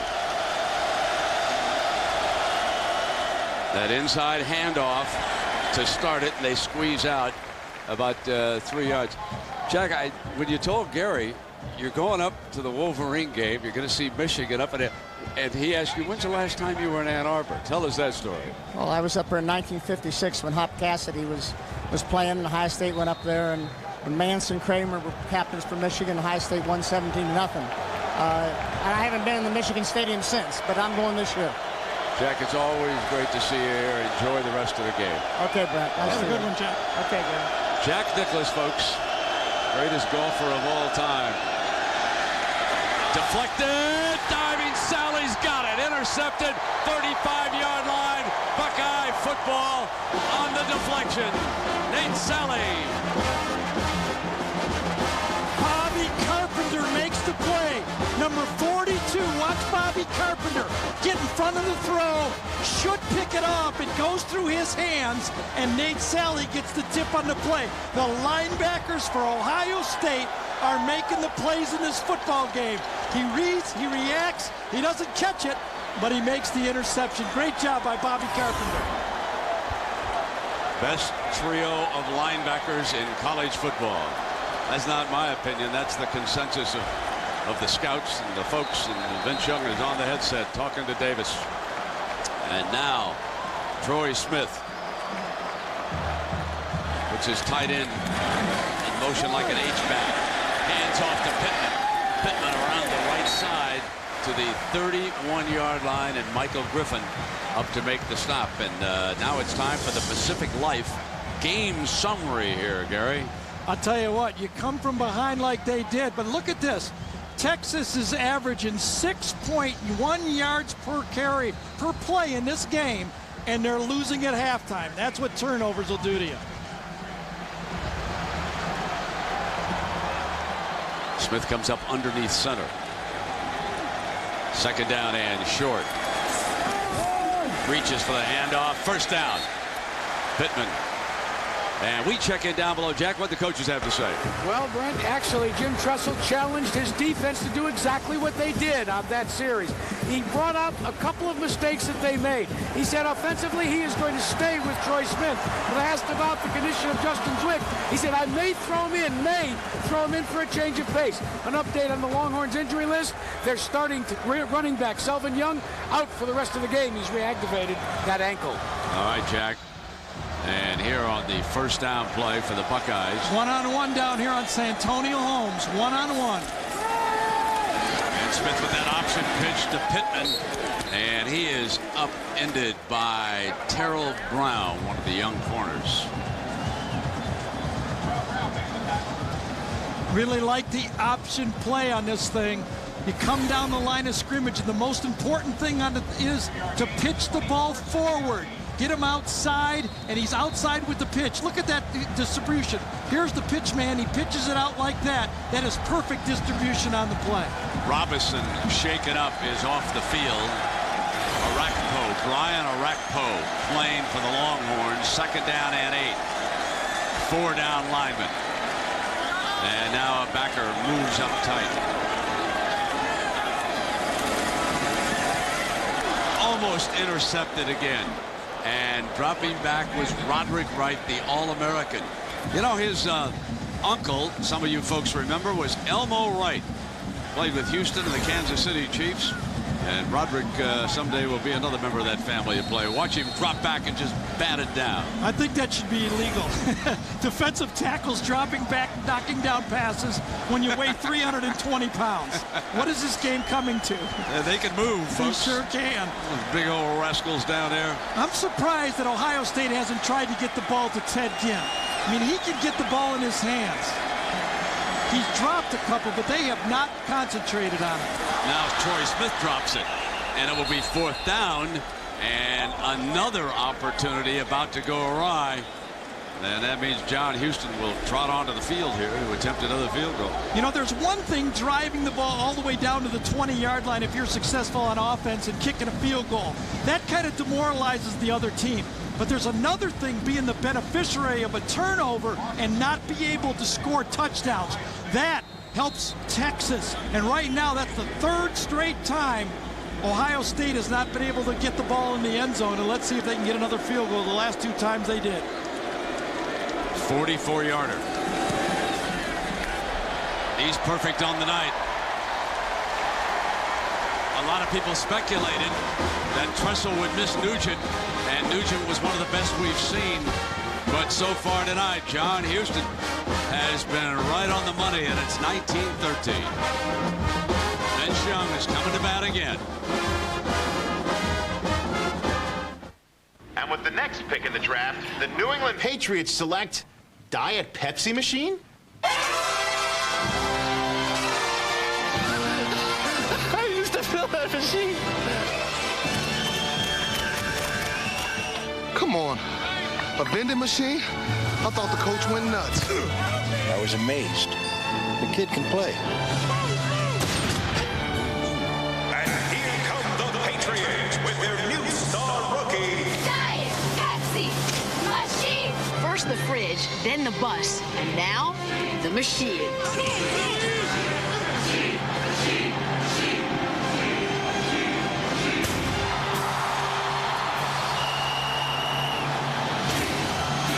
Machine's got hands. What hands? Live football. Drink Diet Pepsi. Nice play. What? You've worked hard over the years creating a good life for yourself and for your family.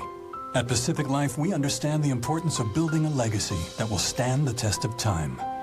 For over 135 years, Pacific Life has provided millions of Americans with the power of choice, a wide array of solutions to help them meet their financial and estate planning goals. Ask your financial professional about Pacific Life, the power to help you succeed.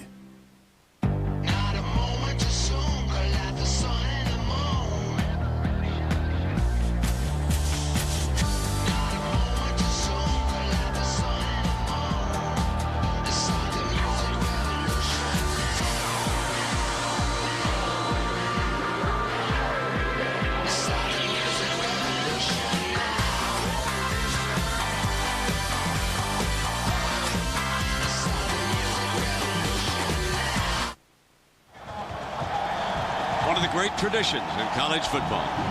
Dotting the I. Zach Roberts did it. And 100,000 plus in Columbus, Ohio exploded.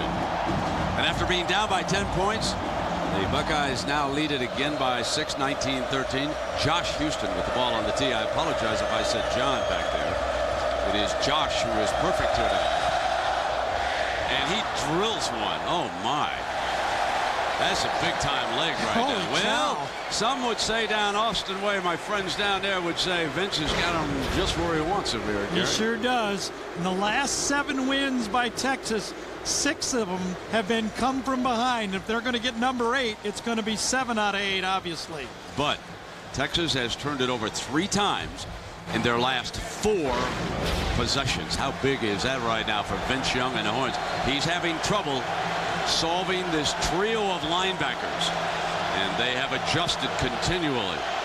You watch those backers come up, back out, base 4-3, taking it. Hawks got him again, short of the first down. And Jack, how about our guy Vince Young? Well, you're talking about the way he likes to come from behind. All he has to do is look to his wrist, and he says he wears a white wristband that provides him for that inspiration. It simply says heart.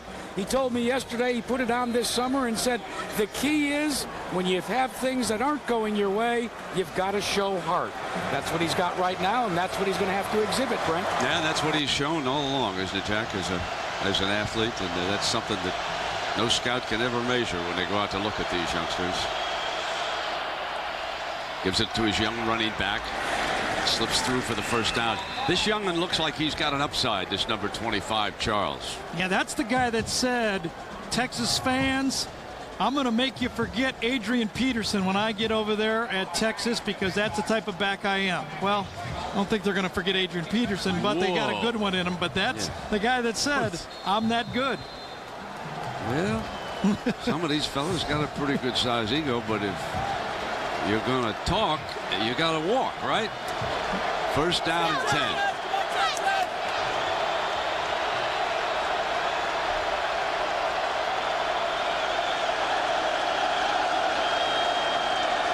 Pulls out, and the Bucks weren't fooled, but he shakes Schlegel, completes it, and loose now to the 4-yard line. Billy Pittman, who has been his #1 target here tonight. And it'll be first and goal for Young and the Horns. 63 yards. And watch, the linebacker has a clean shot at him and doesn't bring him down. They cross the linebackers inside and miss Vince Young. What did we say? When you get a shot at Vince Young, you got to tackle him. Schlegel misses him, fardens him off, throws the ball. When you miss a sack like that, that's one that could have been a 10-yard loss. Turns around the other way, first and goal from the 5.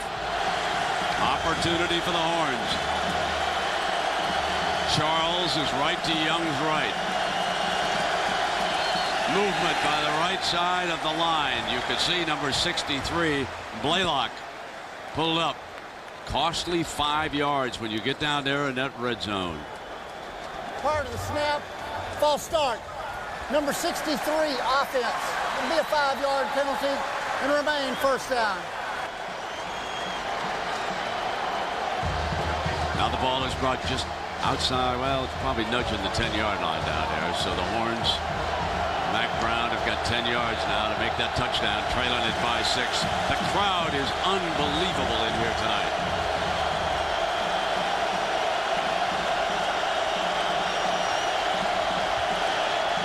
Rolling left, looking for a hole on a cutback.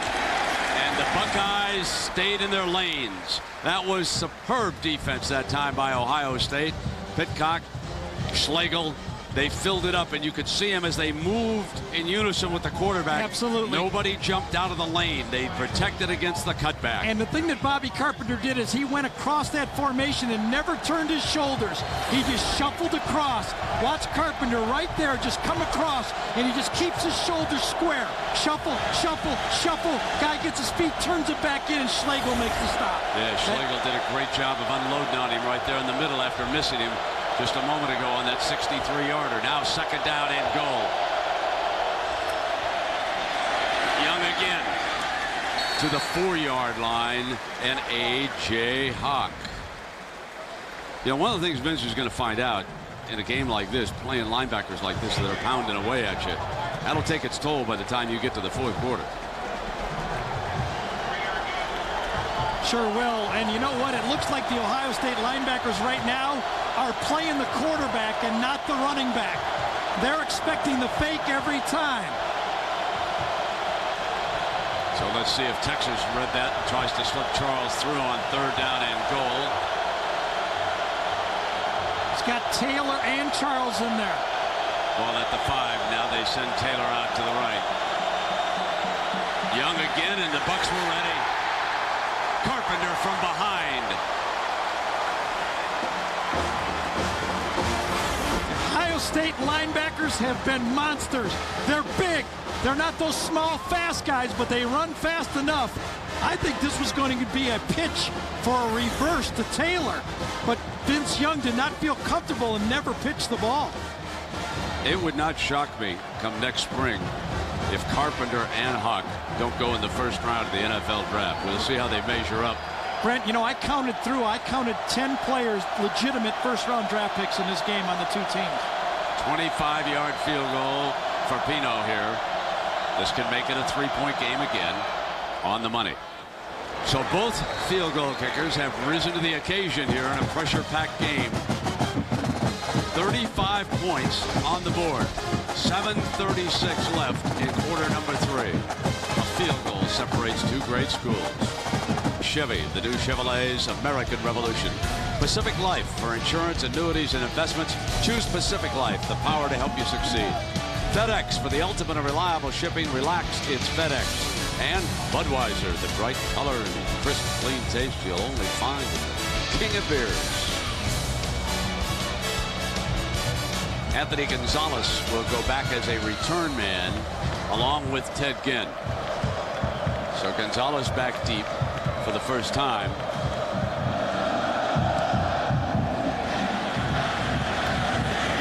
And here comes the speedster. 15 looking daylight. Looking to get by him, and he was slowed up, and McGee, the kicker, pounces on him, but number 7, Michael Huff, slowed him up. A 46-yard return. Gary, are you surprised that they said, here, Ted, show us what shocked. you can do? I'm shocked. They had Gonzalez on the field, and they kicked it long to Ted Ginn. You know, if you're going to kick it long, you got to kick it on the left side of the field. You're just daring this guy to break one. And this, if Michael Huff doesn't make the tackle here, this is out the door for a touchdown. He actually run into his own guy, or it would have been a touchdown. I don't understand that. And Justin Zwick returns. Number 12, giving the Buckeyes a change of pace here. Up by 3. Zwick comes in, hand off. Here comes Pittman. First down run before Michael Griffin again can bring him down. It's an 18-yard run. Well, I said Ohio State had to win Woody ball, and that was Woody ball right there. 2 tight ends, take the snap, block him outside, and Pittman, he looks like a new guy. You know, and we asked the coaches about him, and the coaches said, in a word, from last year to this year, he's matured. You could see the type of talent he has because he exploded through that hole. First down and 10.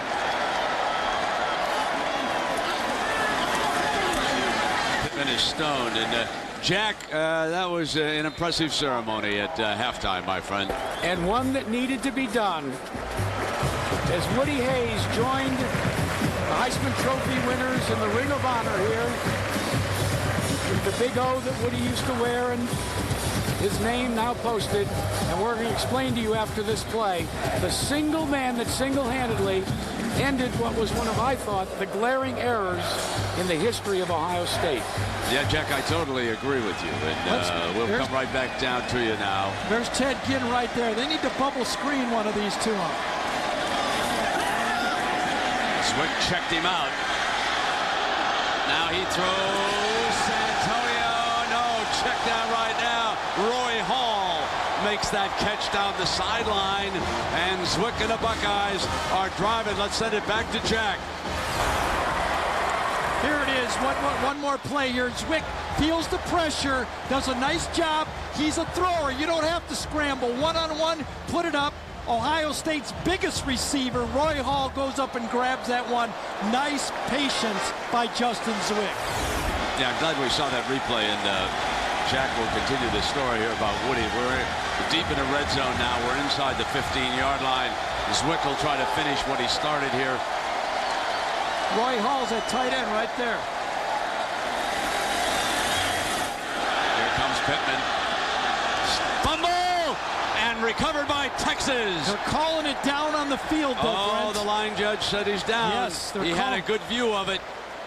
And when they call it down, the whistle goes, and it is not a reviewable call.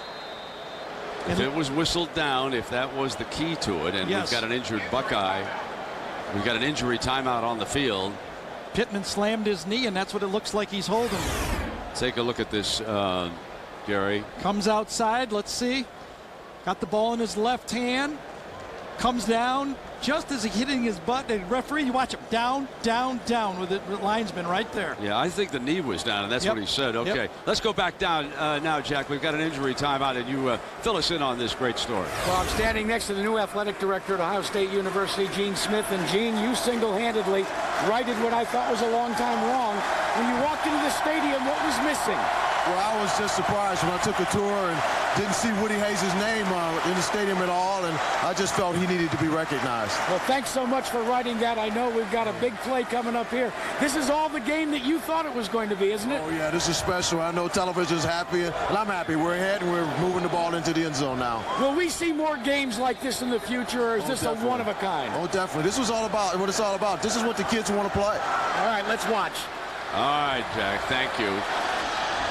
And Schnitker checks in as the running back. He throws the block. Zwick's got an open man and didn't get to the tight end that time. Had to throw it out of the back of the end zone. He didn't want to risk it. That was Ryan Hamby. And you can see down is Michael Griffin for the Longhorns there out of the back of the end zone. That was a nice play by Justin Zwick that time. It was not open. He threw it to the back of the end zone. Either Hamby was going to get it or no one was going to get it. Can Texas hold on again? How many times has Ohio State been inside the 20 and only one touchdown in the game? 3rd down and 5.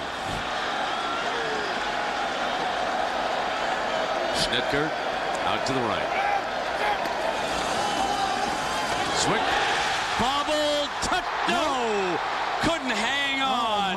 Hamby had a sure touchdown, juggled it, then it looked like he was going to get it, and Cedric Griffin delivered the wallop and saved the touchdown. What a read and throw by Zwick. He gets his feet ready, puts it right on the numbers, misses it, juggles it, thinks he's going to get it, and then right there, coming from the wide side, Cedric Griffin puts the hit on him and saves the day.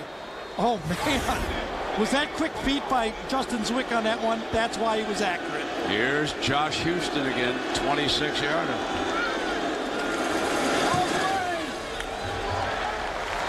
Got it again. 22-16 as Houston nails another field goal.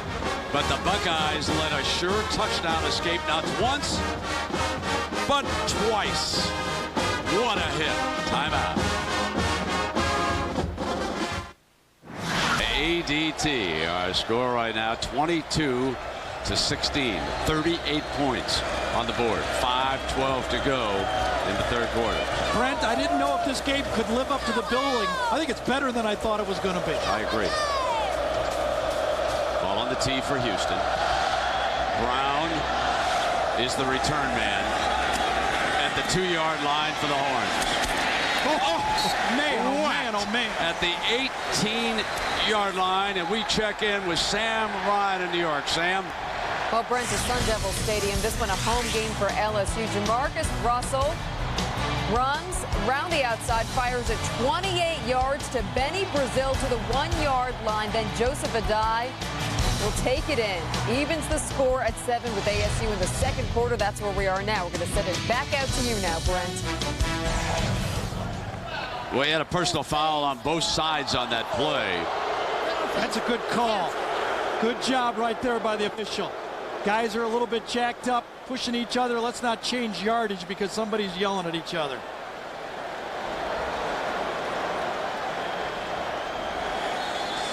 Here's Vince Young. Watch this hit right here. Big time hit.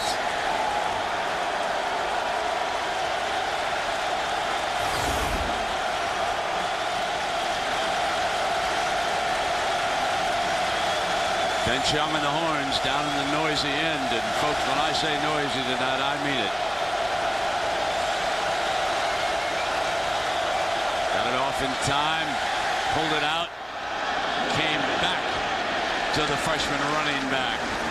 Charles, the receiver. And Gary, what about our star watch here tonight? Could be a bunch of different guys, but let's settle on A.J. Hawk. This guy was billed as one of the best linebackers, an All-American linebacker, and he has lived up to it. 8 tackles, an interception, a sack, a fumble recovery, but the whole linebacking crew for Ohio State, 22 tackles in this game. an interception, a sack, and Bobby Carpenter caused the interception with the pass deflection. And that's our IBM Star Watch here tonight. 2nd down and 5, 4:28. Vince Young working against those linebackers, does not get a first down. And you can see the red shirts, Hawk and the gang collapse on him. Nate Sally, who's been very active. A.J. Hawk read this play instantly. Watch him bounce into the hole, take on the blocker. Nowhere for Vince Young to go. No space. When you want to stop a guy like that, you close down space, and Hawk took that play on and did it.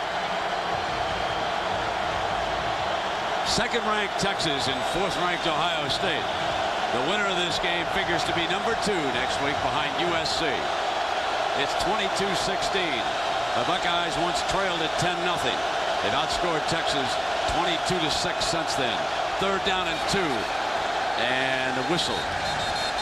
I don't even know how they can hear it down there.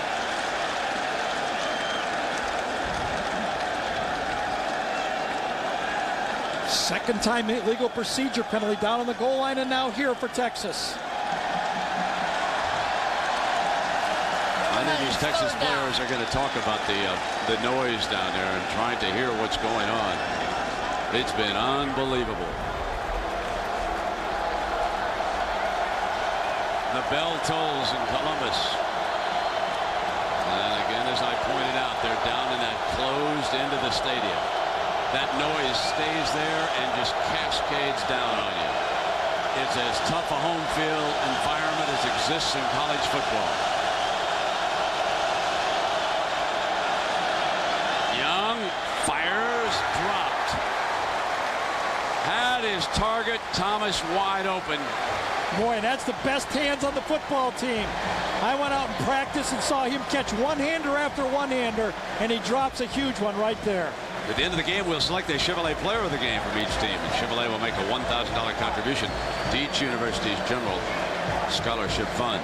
Richmond McGee trots onto the field, and too deep. Holmes and Ginn. Again, you can see us to the punter's right. Number 4 is Holmes. And it's almost like they're challenging Ginside, although that one went out of bounds. They did not give him a crack at it. And let's see where they spot that ball. Buckeyes are indicating that it went out of bounds. Great field position again for the Buckeyes. Great views being provided by the Outback Steakhouse airship, the Bloomin' Onion. Captain Tom Wooden is high above up there, looking down on this great scene here on a beautiful Saturday night.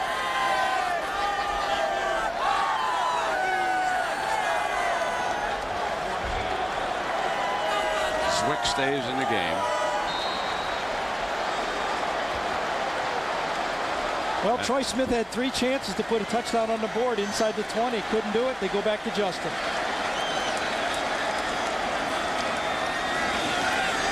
Zwick is under fire as Tim Crowder rolls in for his 2nd sack of the night. That was a bust by the Ohio State offensive line. Crowder's a defensive end. No one turned out to block him that time. He's not a linebacker, not a safety. That's just a bust. That's not a misread or anything. Ohio State turned him loose, the offensive line. Gonzalez brings the play in from Trussell's sideline. Roy Hall and Gonzalez go out to the right.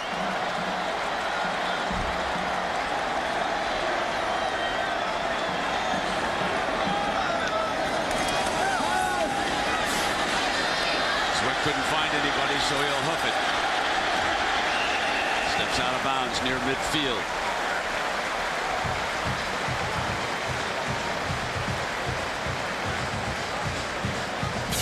The 2 quarterbacks both said they would play. Troy Smith lit a fire under them. Got him some field goals, but Zwick should have had a touchdown pass the last time. Both look like they can move the offense. You can see why both of them have been able to play. Troy Smith's touchdown pass to Santonio Holmes in the first half. There's Troy going over some plays on the sideline. 3rd and 3 for the Buckeyes.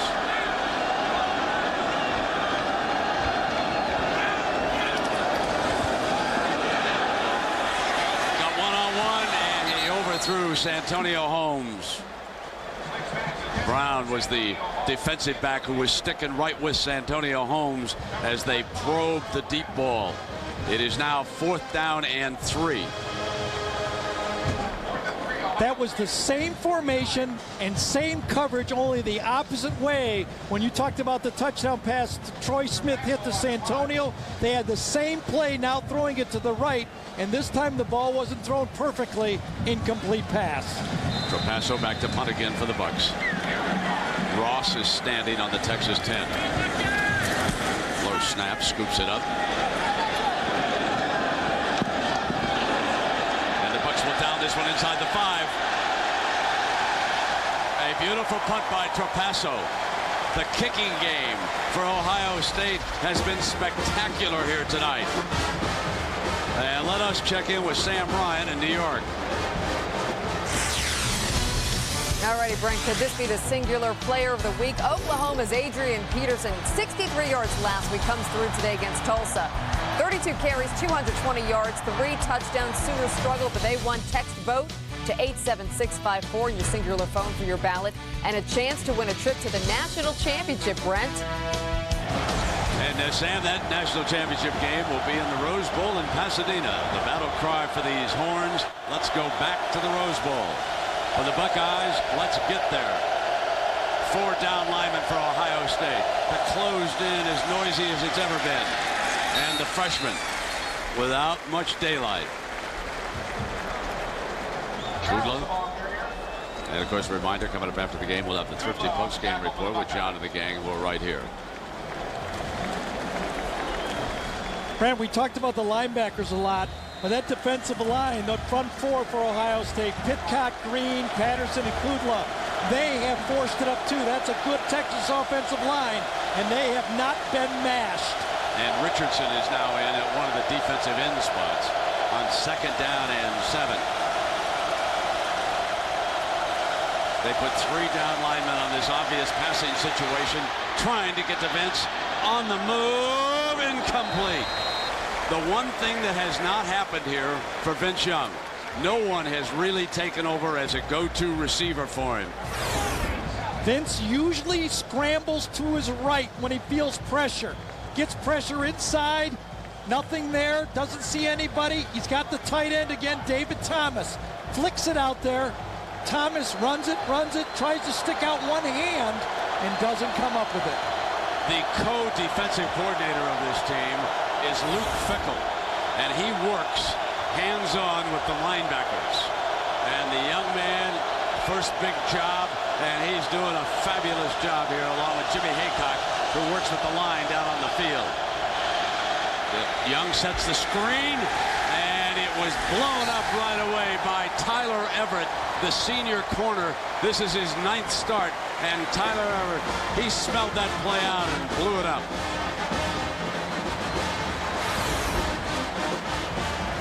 This screen pass was called right into the teeth of the blitz. Reads it, throws it, Dante Whitner feels it and forces it high and then up. Tyler Everett, playing safety a year ago, moves over to corner this year, comes up with a great tackle. The most underrated unit on this Ohio State team, this defensive backfield. This is one of the best secondaries in the country. And they are showing it here tonight against Vince Young and the Horns. McGee.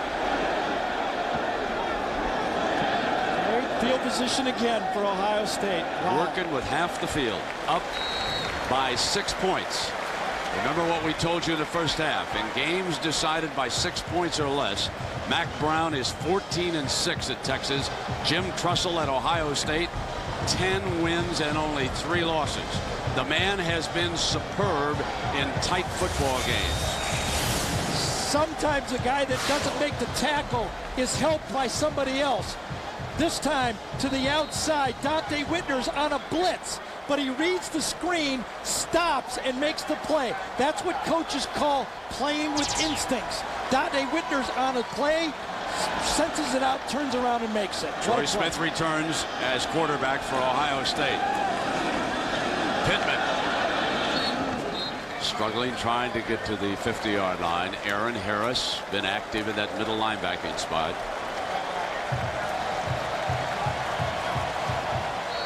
It has been a night for defensive players to shine here. A.J. Hawk, the ringleader of the linebacker. Schlegel and Carpenter have been chipping in. End of the third quarter, 22-16. Saturday night.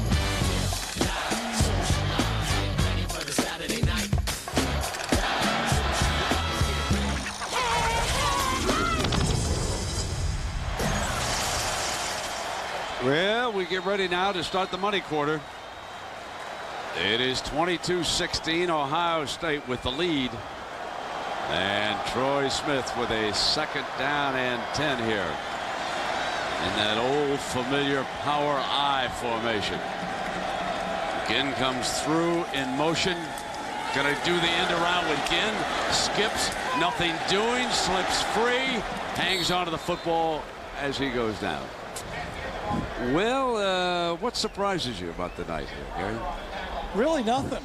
You know, I thought Ohio State linebackers would be able to match up pretty well. I thought Vince Young was a great football player. I thought Texas might struggle a bit at wide receiver. I mean, everybody's played about as advertised. Been a great football game. Yes, it has indeed. And, you know, you would hope that we'd have more games like this.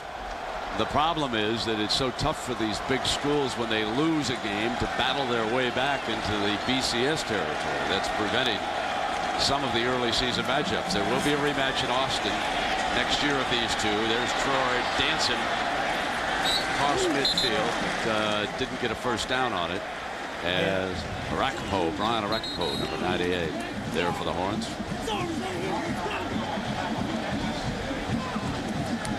Fourth down and 7, so the Horns figure to get it back here early in the fourth quarter. Thought Jim Tressel there played a little bit of ball position, field position game right there. 3rd and long, he didn't want to make a big mistake. His defense is playing well. He said, let's punt it down there, see if they can go all the way on us. There's no way he was going to run a quarterback draw for a first down there. Trapasso punted again. Low, picks it up, got a good pair of hands.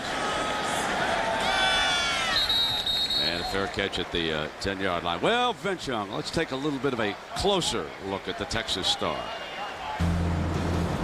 My favorite TV show is Martin Lawrence because he's crazy. My favorite place to eat in Texas is Pappadeaux seafood. I love seafood. My favorite movie is Gladiator because it gets me pumped up for the game. When he hears that noise out there, he's thinking that maybe some of the Lions are around. Well, he got to be a gladiator now. If they asked the crowd, they'd all go thumbs down. They would want him to go for the kill, Ohio State. But I don't know if they're going to get him. He's all alone back there. He's got wideouts galore. Texas is going to start to put it up. Incomplete, and a big hit that time. That was Whitner again. It looked like, I couldn't tell exactly, but it looked to me, I was watching it with my eyes up here, that he bobbled the snap a little bit, and that's why he was late with the snap. I don't know if he ever had a good grip on the ball. Shotgun snap, let's see if he does. Yes, he did bobble it just a little bit. He threw it under Kudla on that play. Was that something?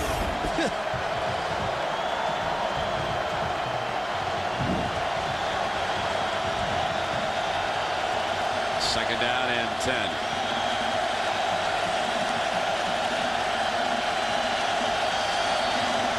A.J. Hawk walks out on a wide out.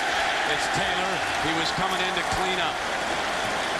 A.J. Hawk joined Whitner. One of the beauties of having a linebacker like A.J. Hawk is you can walk him out on some of those receivers. He moves so well. A.J. Hawk, smart football player, tough football player. He reads things extremely well, runs right through those blocks. And Dante Whitner has had a tremendous football game. Two excellent safeties. Listen to this crowd. 3rd and 12.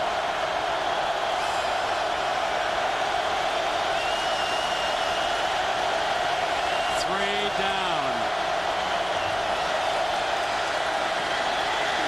Hit on the release. Got it for a first down. And Carter is the wide receiver on that side. Vince took a licking and threw for the first down. A big-time play by pitcher and catcher, 13 yards. Mike Kudla that time got Vince Young just as he let that ball go. One-on-one coverage to the outside. Ohio State was spying inside with A.J. Hawk. Nice route. Ball is thrown right on the sideline. And Brent, after Kudla hit him, just take a look at Brian Carter right there. He got up, smacked Kudla on the helmet, and said, nice try. Being an accounting major means he'll get a job for sure when he leaves school. 12 to go. First down and 10. Vince Young throwing downfield, got an open man, and he has put it right in Billy Pittman's hands. Pittman has been his leading receiver here tonight, and he has found him again. 27 more yards for Pittman. Young has thrown for 229 yards here tonight. Anybody doubting that this guy's just a runner now? He throws the ball wonderfully. He does not have to overstride. He's got great vision, and he's only going to get better and better and better as he throws more and more balls. He's a future superstar in any level. It's almost as though Mack and the coaches have said, all right, Vince, let's go to work with the arm. They've tightened up on the legs. Let's see what we can do through the air here. End around, bad pitch by the freshman. Does he get on it? A dangerous play call when you've got a freshman running back like Jamal Charles making the second pitch here. I watched practice Tuesday. The same thing happened. Dante Whitner was right in the middle of that play with a strong side blitz, and the same thing happened in practice. They fumbled the ball in the reverse on the same play. You hate to take the ball out of Vince Young's hands, either running or throwing. When you do something like that, he's your best asset. He's your golden boy. Second down and 22 he faces now. Bad snap. Picks it up. Steps away from trouble. Hawk is there. Hawk is bringing him down.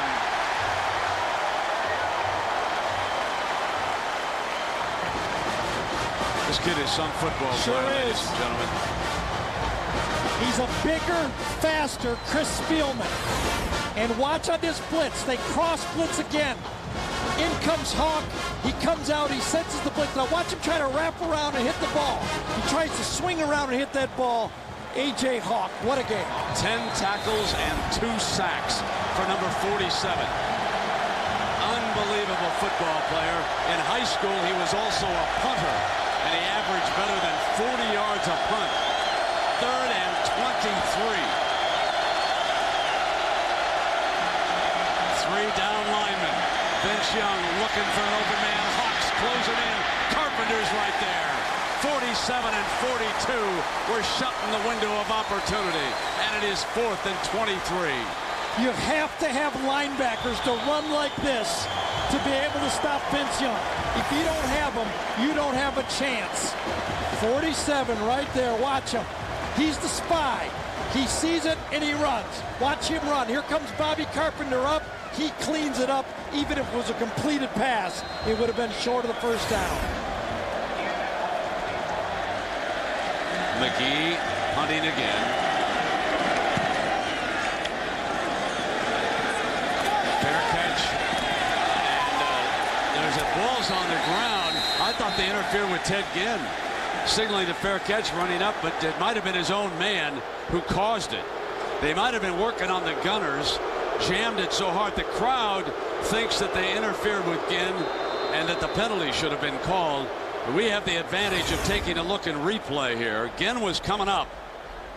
This is old man. Yep, he ran into Everett over there. That was, and Everett saves the day if it touched him. Ohio State football. We've got a timeout. Lobster, the only time of year to enjoy all the shrimp you can eat. Don't miss Endless Shrimp right now, only at Red Lobster. The new season of Lost premieres Wednesday, September 21st, only on ABC. This headline in a recent edition of USA Today tells it all about Ohio State's linebackers. They were eager. They've been eager. Look at their hair, Brent. They made a pact amongst themselves. Neither of the three have been to a barber since last year. They said they're not going to cut it till they win a national championship. You get pretty long by then. Oh, wow. Look at those stats, I'll tell you. Tremendous by the three linebackers. They've had help up front, but they've been the story. Justin Zwick returns as the Buckeye quarterback. Pittman, the ball carrier. Now Santonio Holmes has the Buckeye touchdown catch, and we asked him about being productive in this Ohio State system.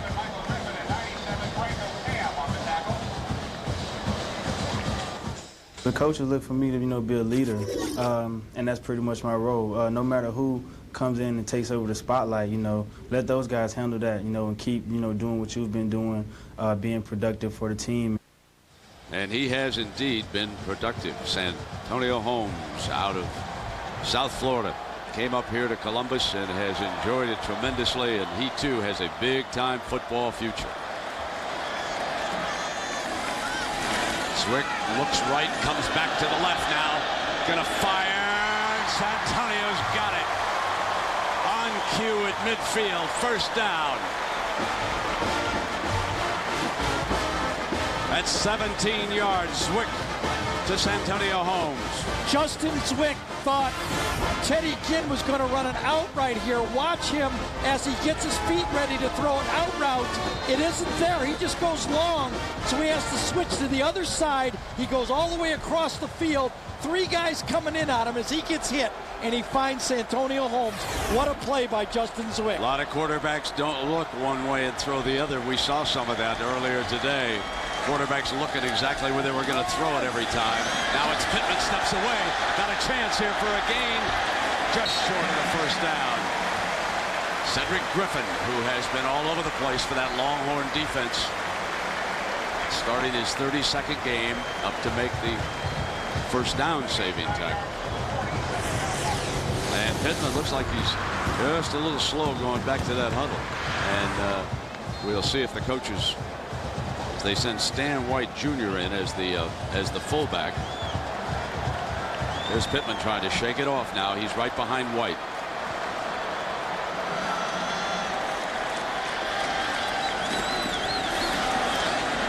He couldn't get the first down. When the coaches see that, they'll wish they took him out and put another runner in. Absolutely. No question. Absolutely.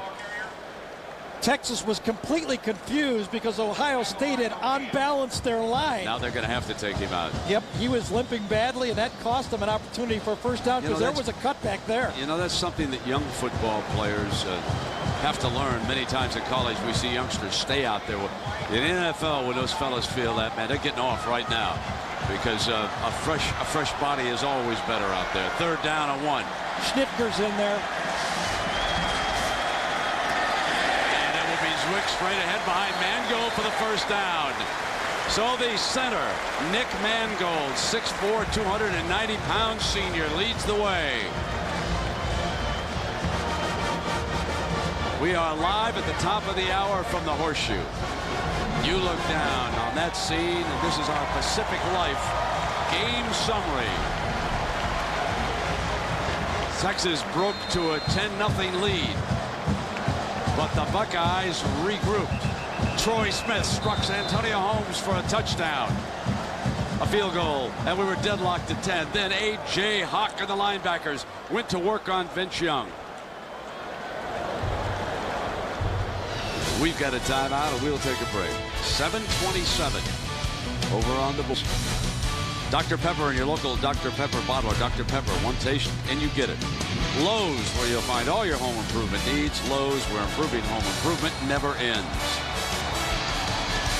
First down and 10 for the Buckeyes. Zwick still the quarterback. Ball just across the Longhorn 40-yard line. Ohio State leading at 22-16. Zwick in a foot race, wants to set it. Gets it into the tight end's hands, and this time Hamby hangs on with Aaron Ross defending. You can see right there the difference in starting position in this game as it allowed Ohio State. They have not been able to score touchdowns, but they've controlled the game with these turnovers and field position. Our record crowd here in the Horseshoe, 105,565. Here's second down and 6. Zwick spreads the field. Gonzalez came over to the right. Under pressure, Ginn grabs it, stepped out of bounds, very close to the first down marker. Ginn looks back. He thought he had it, but he did. Yes, he did. You're right. Back now, and the officials are going to take a closer look at this ball. Boy, where he stepped out over there. Justin Zwick throws a nice ball. This one is right on the hands. When in doubt in a tight ball game, you got to dive forward and stretch that ball out. Looks like you got it. Very close. Looks like you got it. Yep.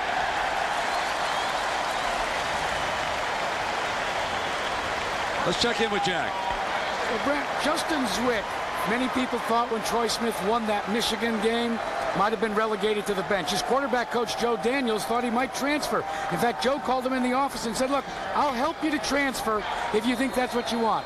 Justin told his coach, said, no, I'm really happy with what I'm doing. I got my friends here at Ohio State.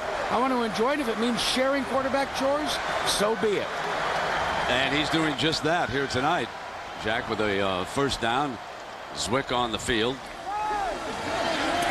And they're banging Pittman behind the right side of that line. Thibodeau and Michael Huff. And again, a reminder, regional coverage next week. The Hurricanes attempting to regroup, and they'll take on a Clemson team that has had a couple of big victories. San Diego State will come in here to Columbus and play these Buckeyes. Second down and 10 yards. Got to be thinking, what is Jim Tressel thinking? One more field goal puts it more than an 8-point game. His kicker has been perfect. He's controlling it. He loves to play the kicking game. Gotta hurry.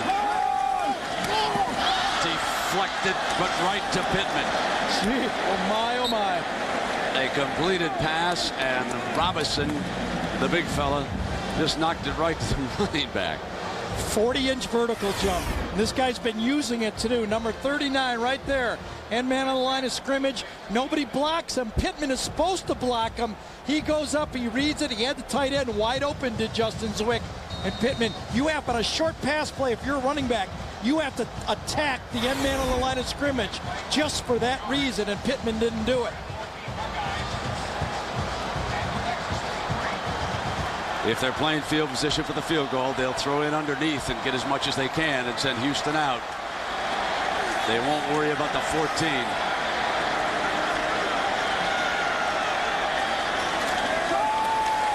Swift deflected, incomplete.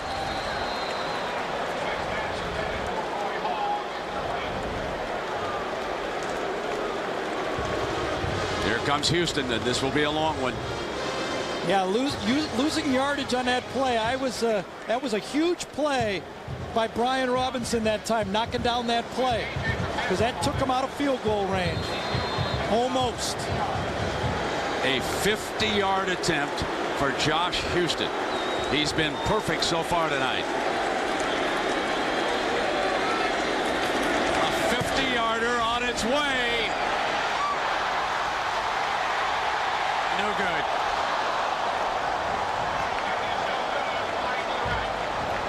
So it stays at 22-16.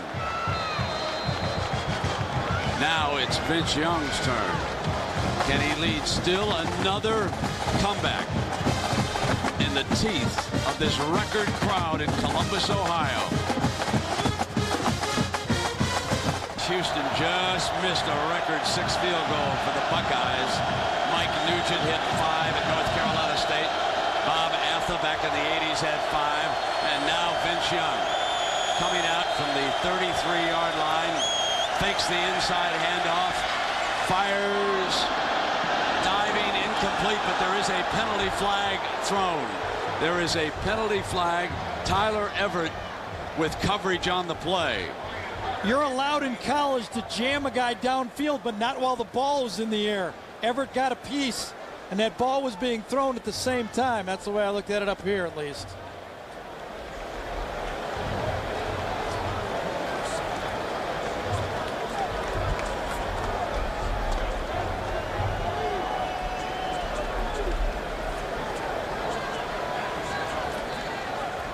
pass interference, defense. It'll be a 15-yard penalty, automatic first down.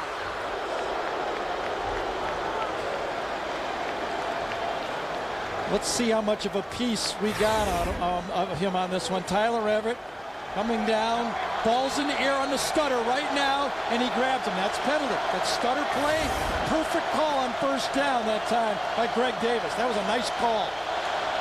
Young and the Horns are near midfield.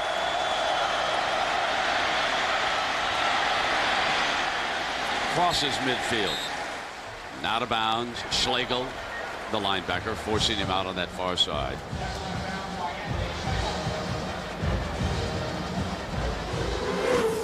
Well, the Peak Antifreeze Indy races tomorrow. Jack Arute will be taking off. Help out on that coverage. 1:30 Eastern right here on ABC. Danica Patrick had been running real well up there. We'll see how that turns out. 22-16, 4:47, second down and 6.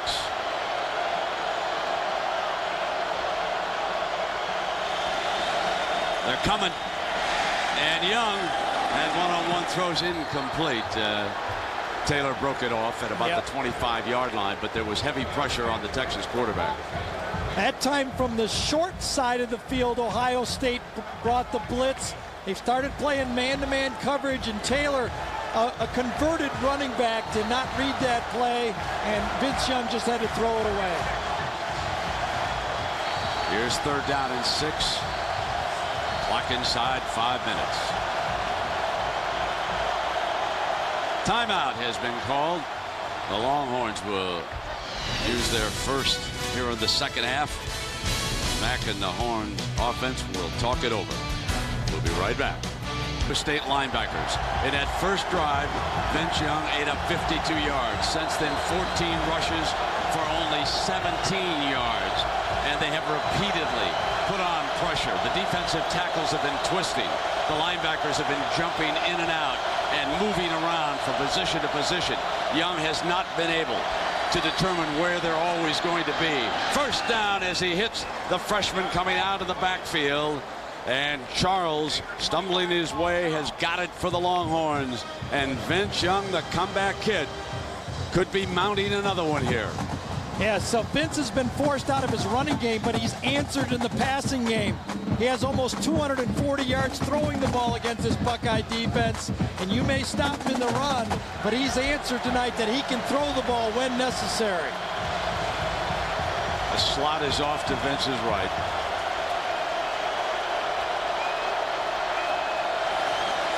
The Buckeyes were coming, and Young trying to get outside.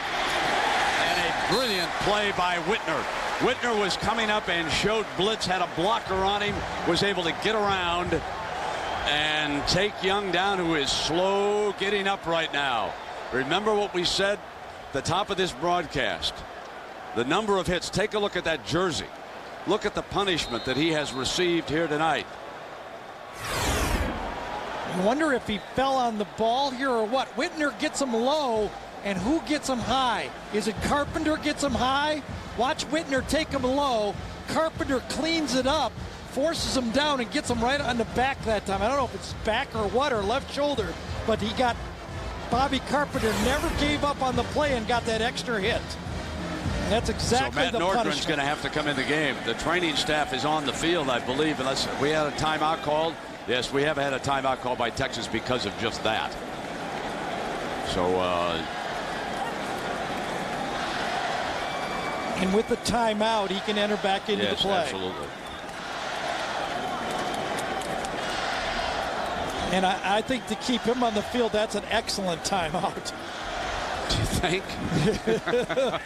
Just in case. Nordgren is out of Dallas, Texas. He's thrown just a few passes. He's also the holder for the kicker. Out of the helmet with Carpenter. What's tough Part for of the trio of fabulous Ohio State linebackers. What's going to make it tough for Ohio State is it's really 4-down territory right now.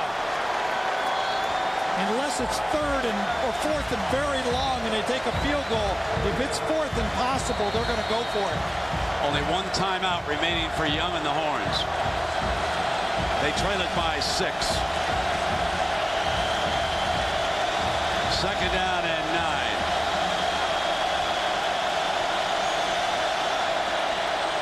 Three-down lineman. They rush 5 out of it. He's got it. Can he get the first down? Let's see where they spotted. He was stepping out of bounds. He was close to it. Charles again.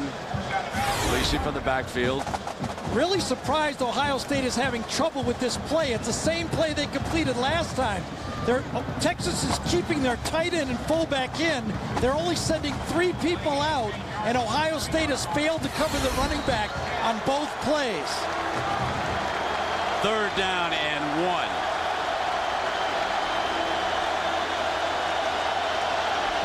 Charles stays in as the running back. Young always dangerous in 3rd and 1. Young driving forward. He might not have gotten it. There is a penalty flag. The line judge threw a flag. And the way Texas is applauding, that's going to go against the Buckeyes, and that'll give them a first down. A.J. Hawk on the tackle for Ohio State.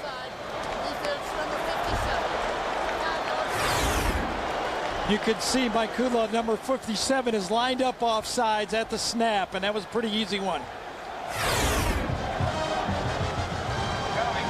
3:44 and 1 timeout remaining. The Horns need a touchdown on an extra point. 316 of Texas' 340 yards.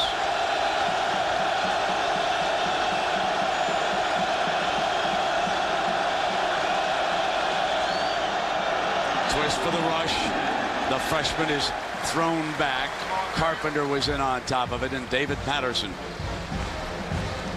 Schlegel was in there diving in on that play, taking on a blocker. All 3 of the linebackers. Patterson was in on it also. This Ohio State front 4 and the substitutes they've been bringing in have been playing some great football. Late defensive substitution. Buckeyes send an extra defensive back, the nickel man, Mitchell, number 32, who has been playing nickel all night. They'll rush 3. Carpenter moves up into a gap.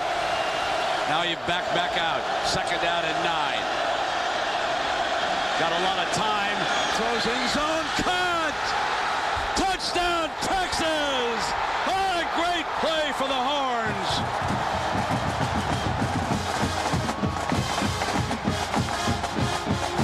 As Vince Young comes up with a 24-yard scoring pass to Limas Sweed, the X-Man.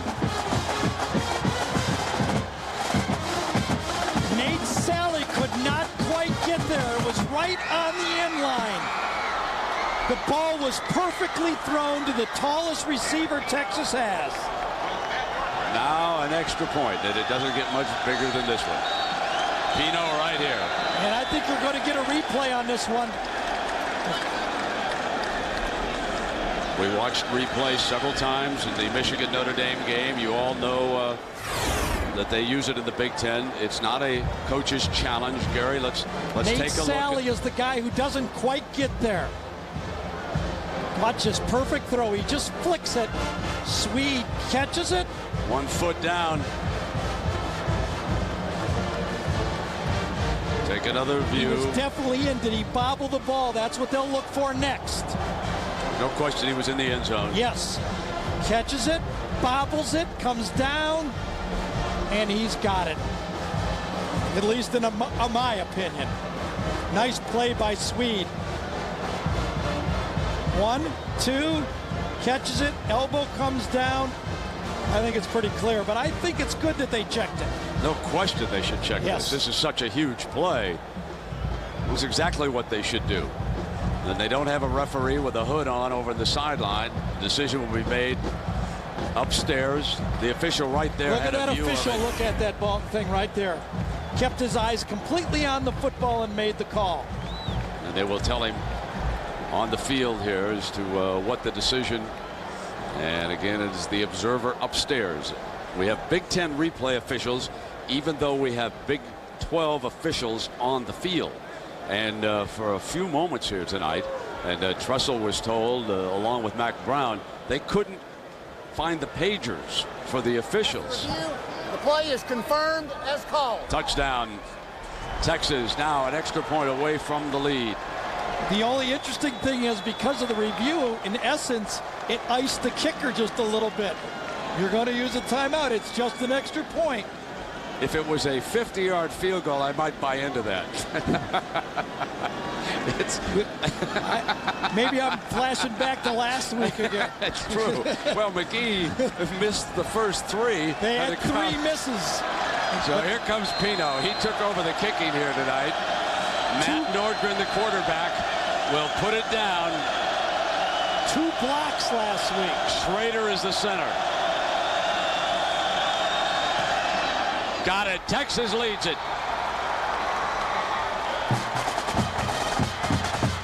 45 points scored here tonight. And Vince Young comes up with another big play.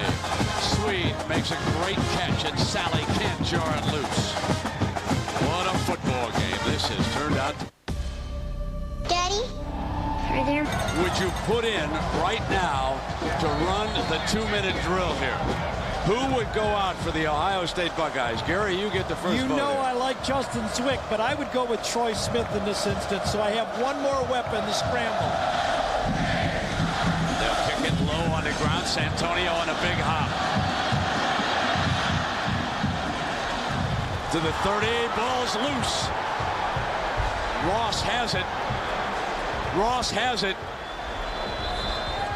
Unless it was whistled down.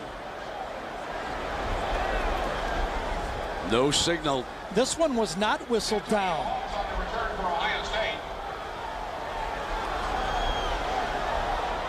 Texas football.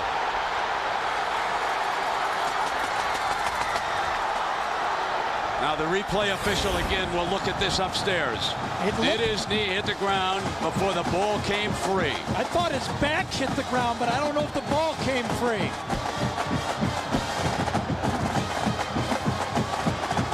See, I thought his back hit the ground and then the ball came free. He gets hit, turns, gets hits again, has the football, goes down, and the ball pops out. If he was down, do you think he was down, Gary? Yes, I do. I think he was down. Let's see how good we are. So again, the observer upstairs will run those replays back and forth, take another look at it. This is the first year that the Big 12 will also employ instant replay in their games. I think he might have asked for the spot right now. Yeah, Troy Smith and Justin Zwick have their helmets on the sideline. After review, the player was down. It will be Ohio State's ball. First and 10 from the... And I think that in both instances, correct decisions were made. And that's what you ask of instant replay.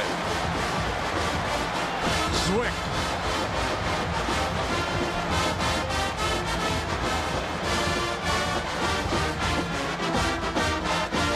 So it will be junior Justin Zwick from Massillon with 2:30 up on the scoreboard.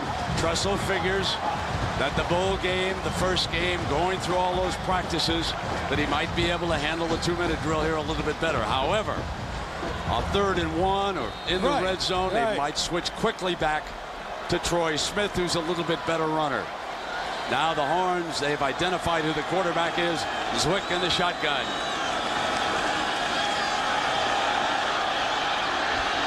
Takes off. Fumble, no question. Ball loose. Texas. Robson's got it to the 20-yard line. Drew Kelson knocked the ball free.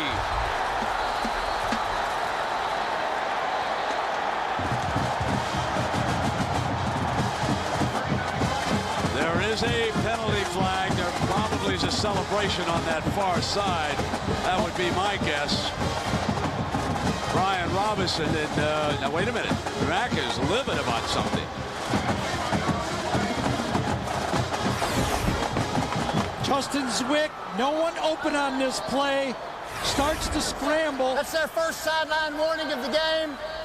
1st and 10, Texas. Much ado about nothing. Yeah, exactly. Much ado about nothing. It was a sideline. They came out on the field. Right.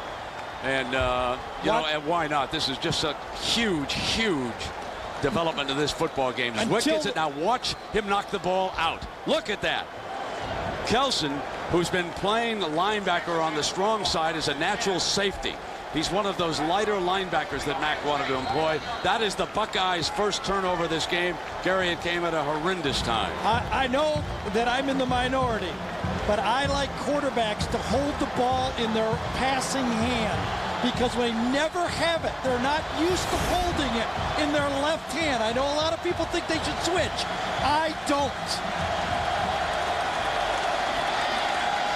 Now Young and Charles go to work on the clock. The freshman picks up almost a dozen yards on that run. And the Horns are banging in again, up by 1 with 2:11 to go. Brent, a touchdown by Texas would still give Ohio State a chance to tie the football game. If they do it, they have to have time on the clock to do it. We've had great aerial shots tonight, courtesy of our friends at Outback Steakhouse, proud sponsor of the Outback Bowl. The Outback Steakhouse airship, the Bloomin' Onion, provides aerial coverage for sporting events across the country.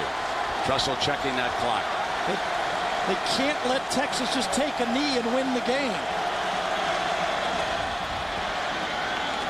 Charles. Carpenter up on the stop.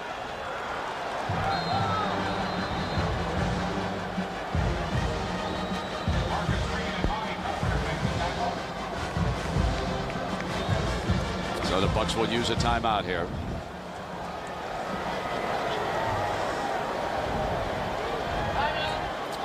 Big smiles over there on the Texas sideline. The coaches relaxed. They think they've got this one well under control right now. I got the feeling, though, that the coaches' smiles were forced, and Vince Young is a lot cooler than they are right now. He seems as relaxed as you can be. Great play by Robinson in this game, and Drew Kelson coming across and ripping that ball. What a play. So with Gary Danielson and Jack Arute, I'm Brent Musburger. As good, if not better than advertised. Number 2 Texas and number 4 Ohio State. All night long. Texas once went out by 10 points. The Buckeyes battled back, took the lead, went out by 6. Horns hung in, kept digging in, and finally Vince Young fired a touchdown pass, and they're up by 1, 23-22. Now, after Ohio State's first turnover of the game, Young and the Horns are trying to close the deal in the first ever meeting between Ohio State and Texas. The rematch next year in Austin. I can hear folks scrambling for tickets already. If that one's nearly as good as this one, you're in for a great, great football game. Both of these teams deserve a lot of credit, no matter who wins this game here tonight. Vince Young crashes across the 5-yard line. A.J. Hawk in on top of him. Ohio State takes their last time out. Tressel's on the field.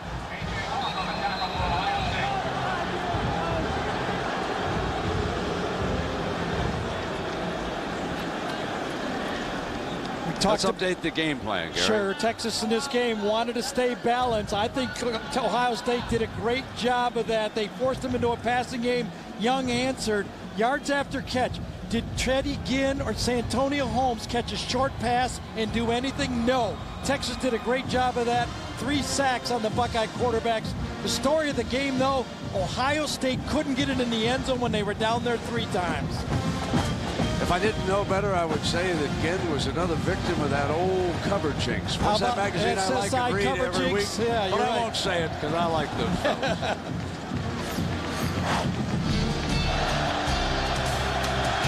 Here's that touchdown strike moments ago. And then Zwick taking off as the ball knocked free. Robinson recovers it. And it is now inside the 5-yard line. A 3rd down coming up for Vince Young. These folks who traveled up Texas way, they've been treated to a great evening of football, and so too have the Ohio State fans. And that party's about to begin, isn't it?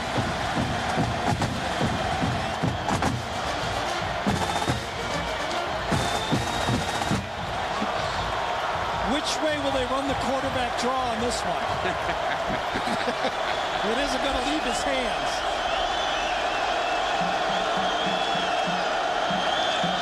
He's going to take it around the left side, short of the end zone.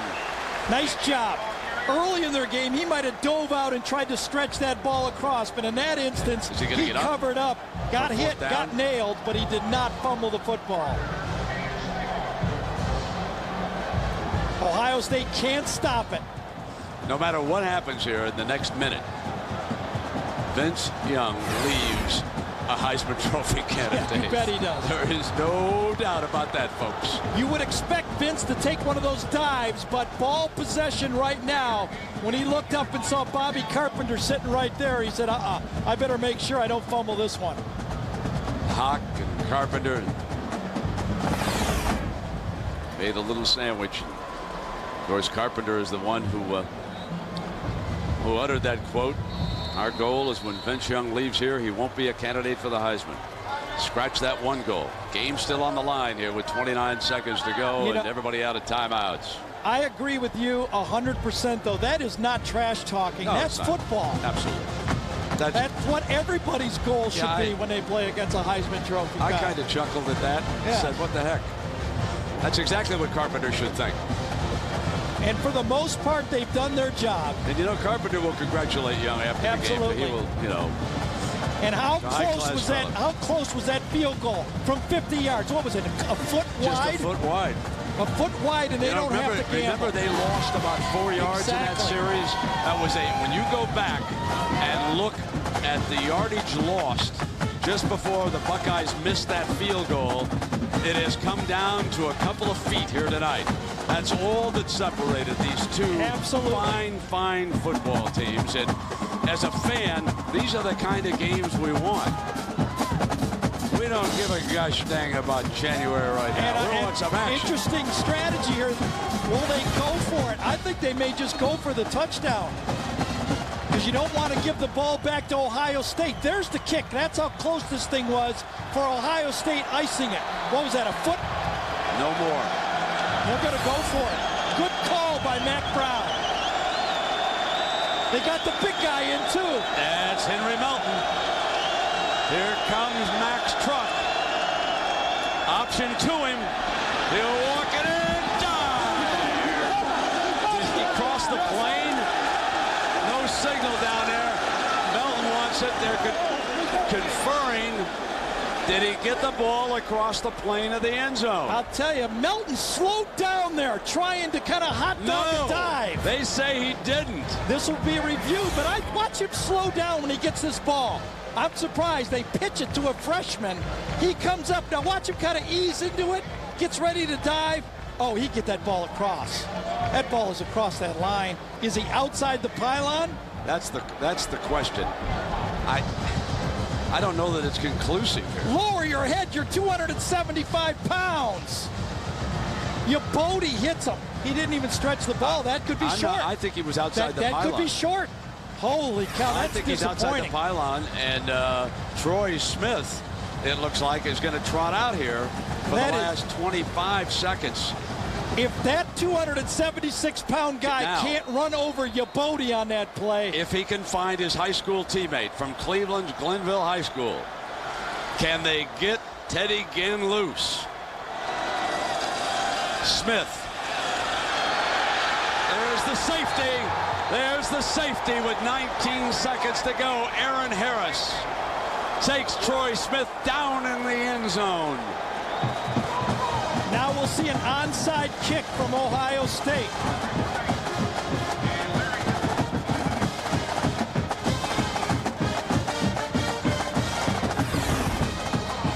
You can see it right in the middle right there. Comes in, he's spying on Troy Smith. Good job. He sees it. He sees Troy Smith's not going to scramble, so he accelerates as the spy guy and gets the safety.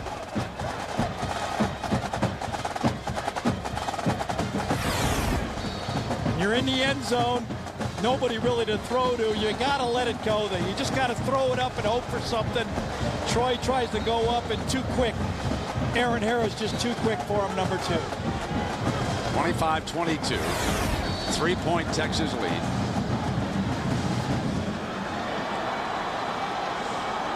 The one thing Mack and the Horns don't want to do, of course, is put it in the hands of a dangerous return man. But 19 seconds remaining.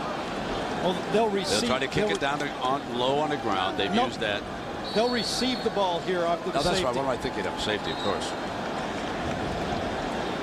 Ohio State will try the onside kick and try to get the ball back. Got to first get the ball, then we find get.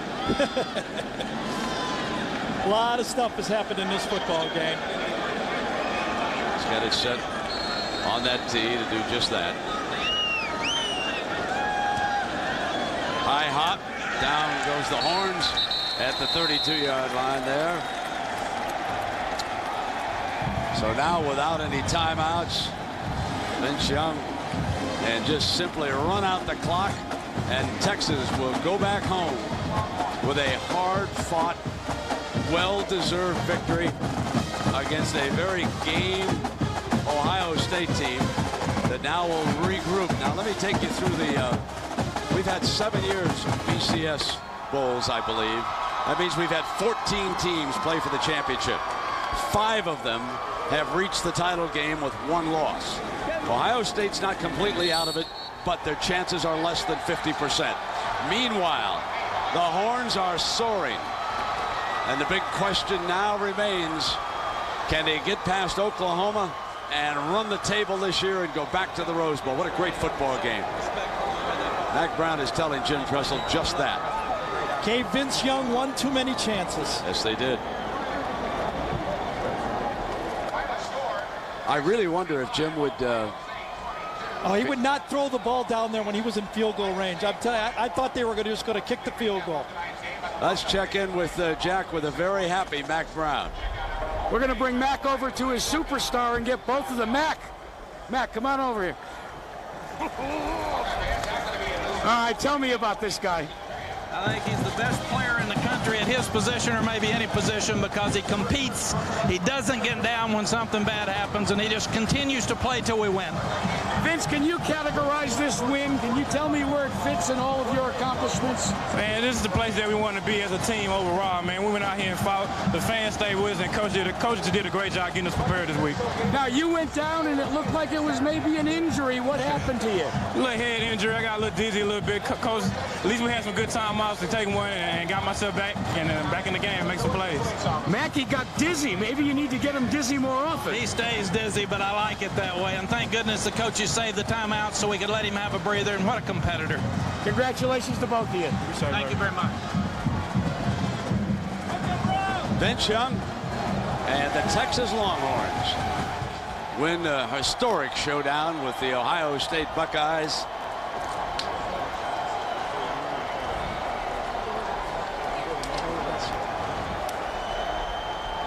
And A.J. Hawk and Vince Young, 2 of our brilliant stars here tonight. They'll be the Chevrolet players of the game, and in recognition of their effort, Chevrolet makes a $1,000 contribution to each university's general scholarship fund.